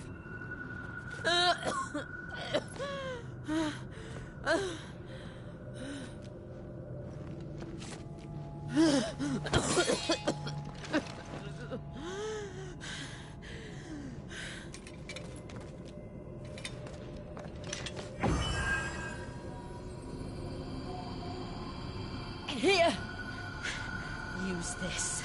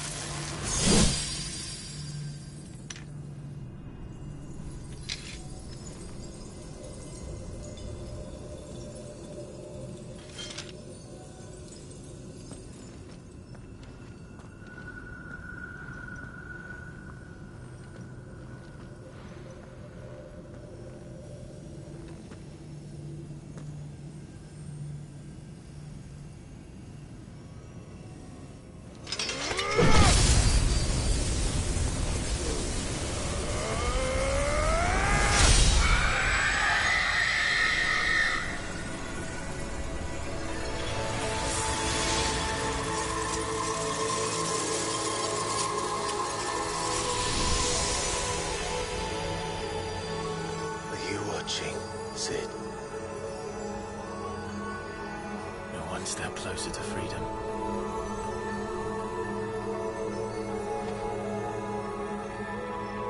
The crystal. What did you do to it? Oh. We destroyed it. What? But... Monster! Monster! Do you have any idea what you have done? I do, Father. I have killed the monster and become an outlaw. May the blessing of the crystals go with you.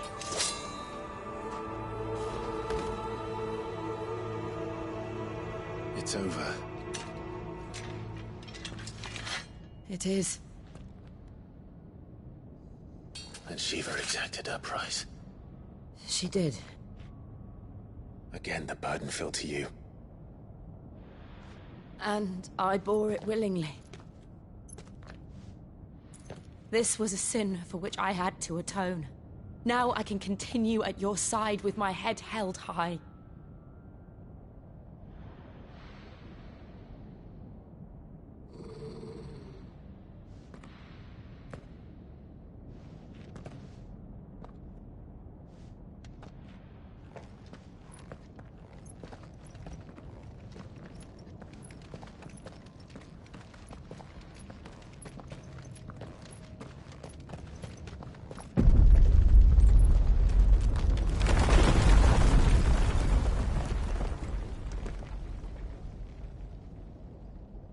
Clive, look. It's just like the one at Phoenix Gate.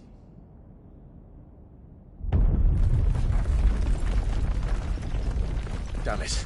We need to leave. Agreed.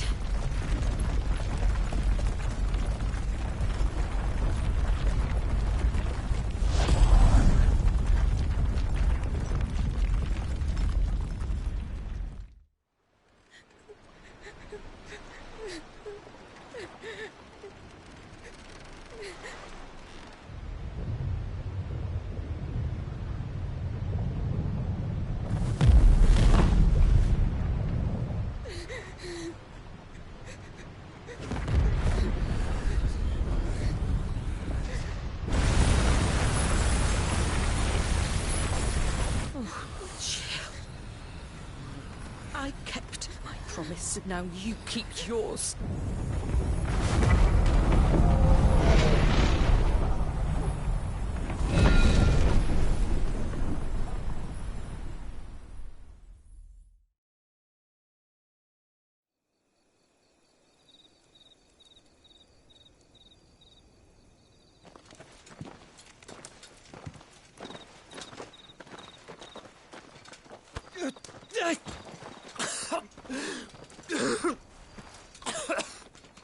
This way, Your Grace.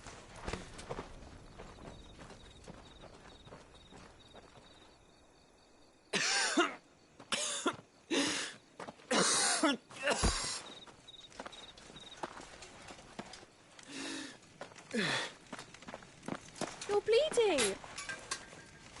I have a tonic which will... I thank you for your kindness, truly. But I assure you, I will survive. Please, save your medicines for those who need them most. Oh, well, if you're sure...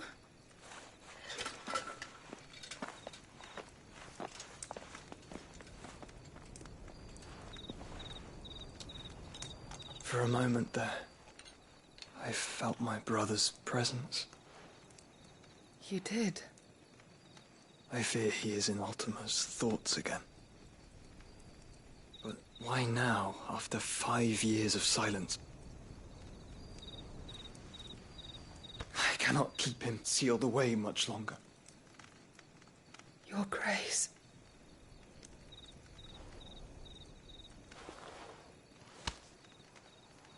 No, do not dirty your hands.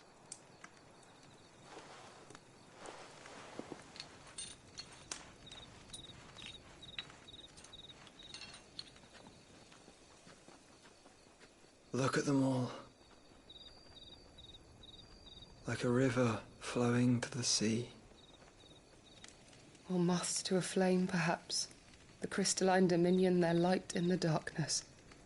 More and more lose their homes to the blight and set out in search of sanctuary, while others lose their fortunes to the Dhalmekian levies and leave to find new livelihoods. What is it that you seek in the Dominion, Your Grace? Oh, Dion Lesage. You mean the Crown Prince of Sanbreque? He has many titles. Dion the Bold, Prince of Dragoons, Odin's Nemesis, or simply Bahamut. I met him once, when we were children. He was a chivalrous soul even then, and has served his empire indefatigably ever since. And you are confident that he will listen to what you have to say? Our world lurches ever closer to the abyss, and a hidden hand ushers us onward. Ultima's influence extends to every nation, Sanbreque included. If His Highness is the man I believe him to be, and I pray that he is, this truth will not have escaped his notice.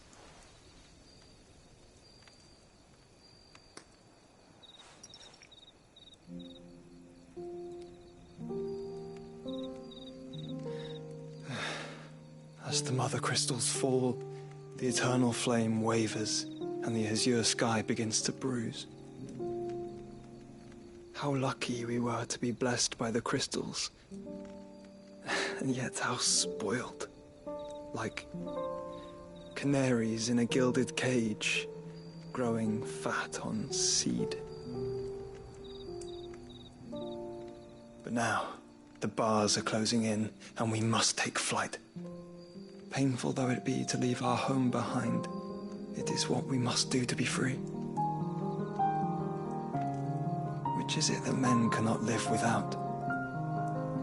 A blessing that leads to damnation, or a freedom that leads to deprivation?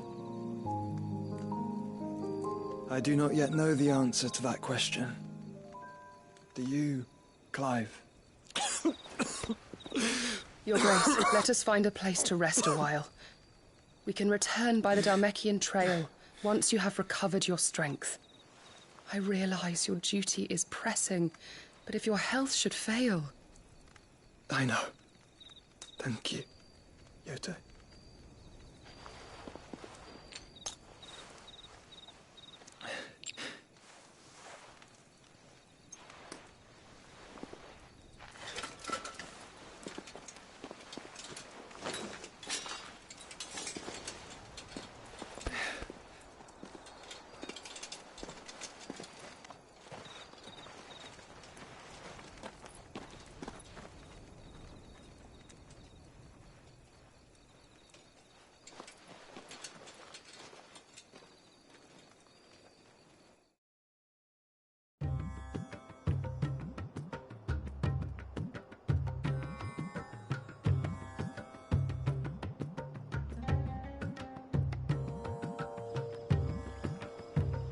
Army's attempt to breach the Empire's defenses and gain the Isles of Ark has failed yet again. Only because your fleet has proved as impotent as a eunuch on laying night. Would you rather we simply fell back to the capital? Enough, both of you. All here agree that the Empire cannot be allowed to maintain its illegitimate claim on the Dominion. However, our casualties mount with each passing day.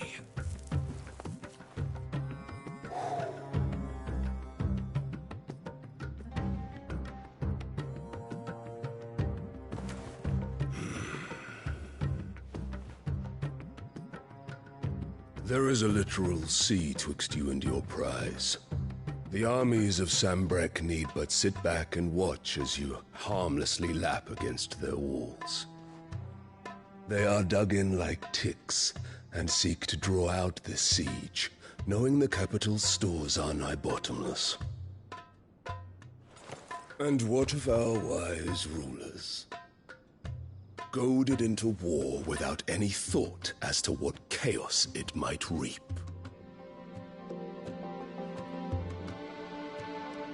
Republican soldiers starve while waiting for orders from Randalar. If you would but take the field, their bellies would be full by nightfall. If I take the field, so too will Bahamut, and our duel will shake the island to its foundations. Instead of liberating the Dominion, you would doom it to destruction. Unless that is what you desire. If our learned advisor has a solution to propose, we should be glad to consider it.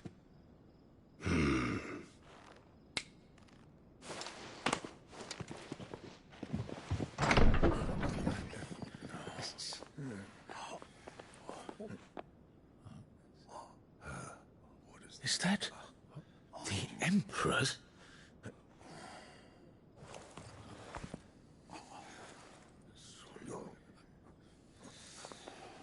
What is the meaning of this, Lord Kupka?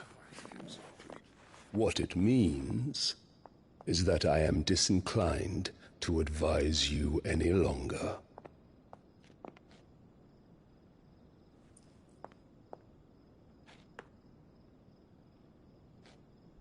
Ah, the looks on their faces when you walked through those doors. A perfect picture of stupefaction. They could not believe their eyes. Though I confess, I had my own doubts whether or not you would accept my invitation.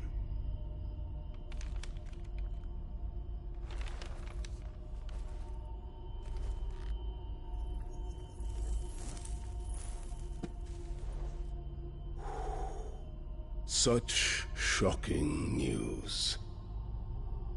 Sid isn't a son of a whore. He's the son of an empress. Your own dear Clive. Absurd. Who fed you these lies? I have never spent a moment among criminals, save at the gallows. I came here with my son, not to entertain your baseless accusations, but to put an end to the senseless hostilities between our nations. Very well. You need only agree to the terms I set out. Sid took the life of someone dear to me, a woman by the name of Benedicta. I swore to take his in turn. This would not be disagreeable to you, I take it. You would finally be rid of the stain on your noble name. In return, I will leave Sanbreque in your capable hands. Your Imperial Majesty.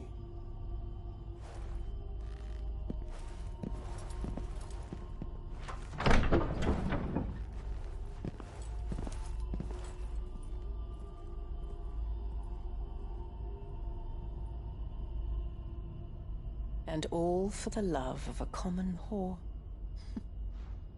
Dominant or no, one cannot hide one's breeding.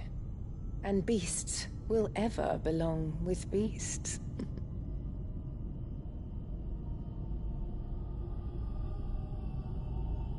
There are greater things in store for you, my darling Olivier. Soon enough, you shall be the crown prince of Sanbreque. And when your father goes to meet Great Griga, you shall be emperor of all you survey. The old order shall come tumbling down, and you will rebuild the world in your glorious image. Soon.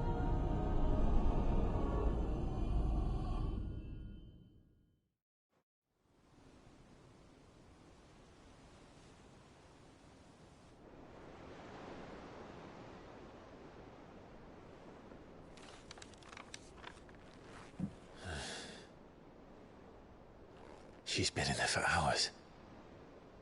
Something must be wrong.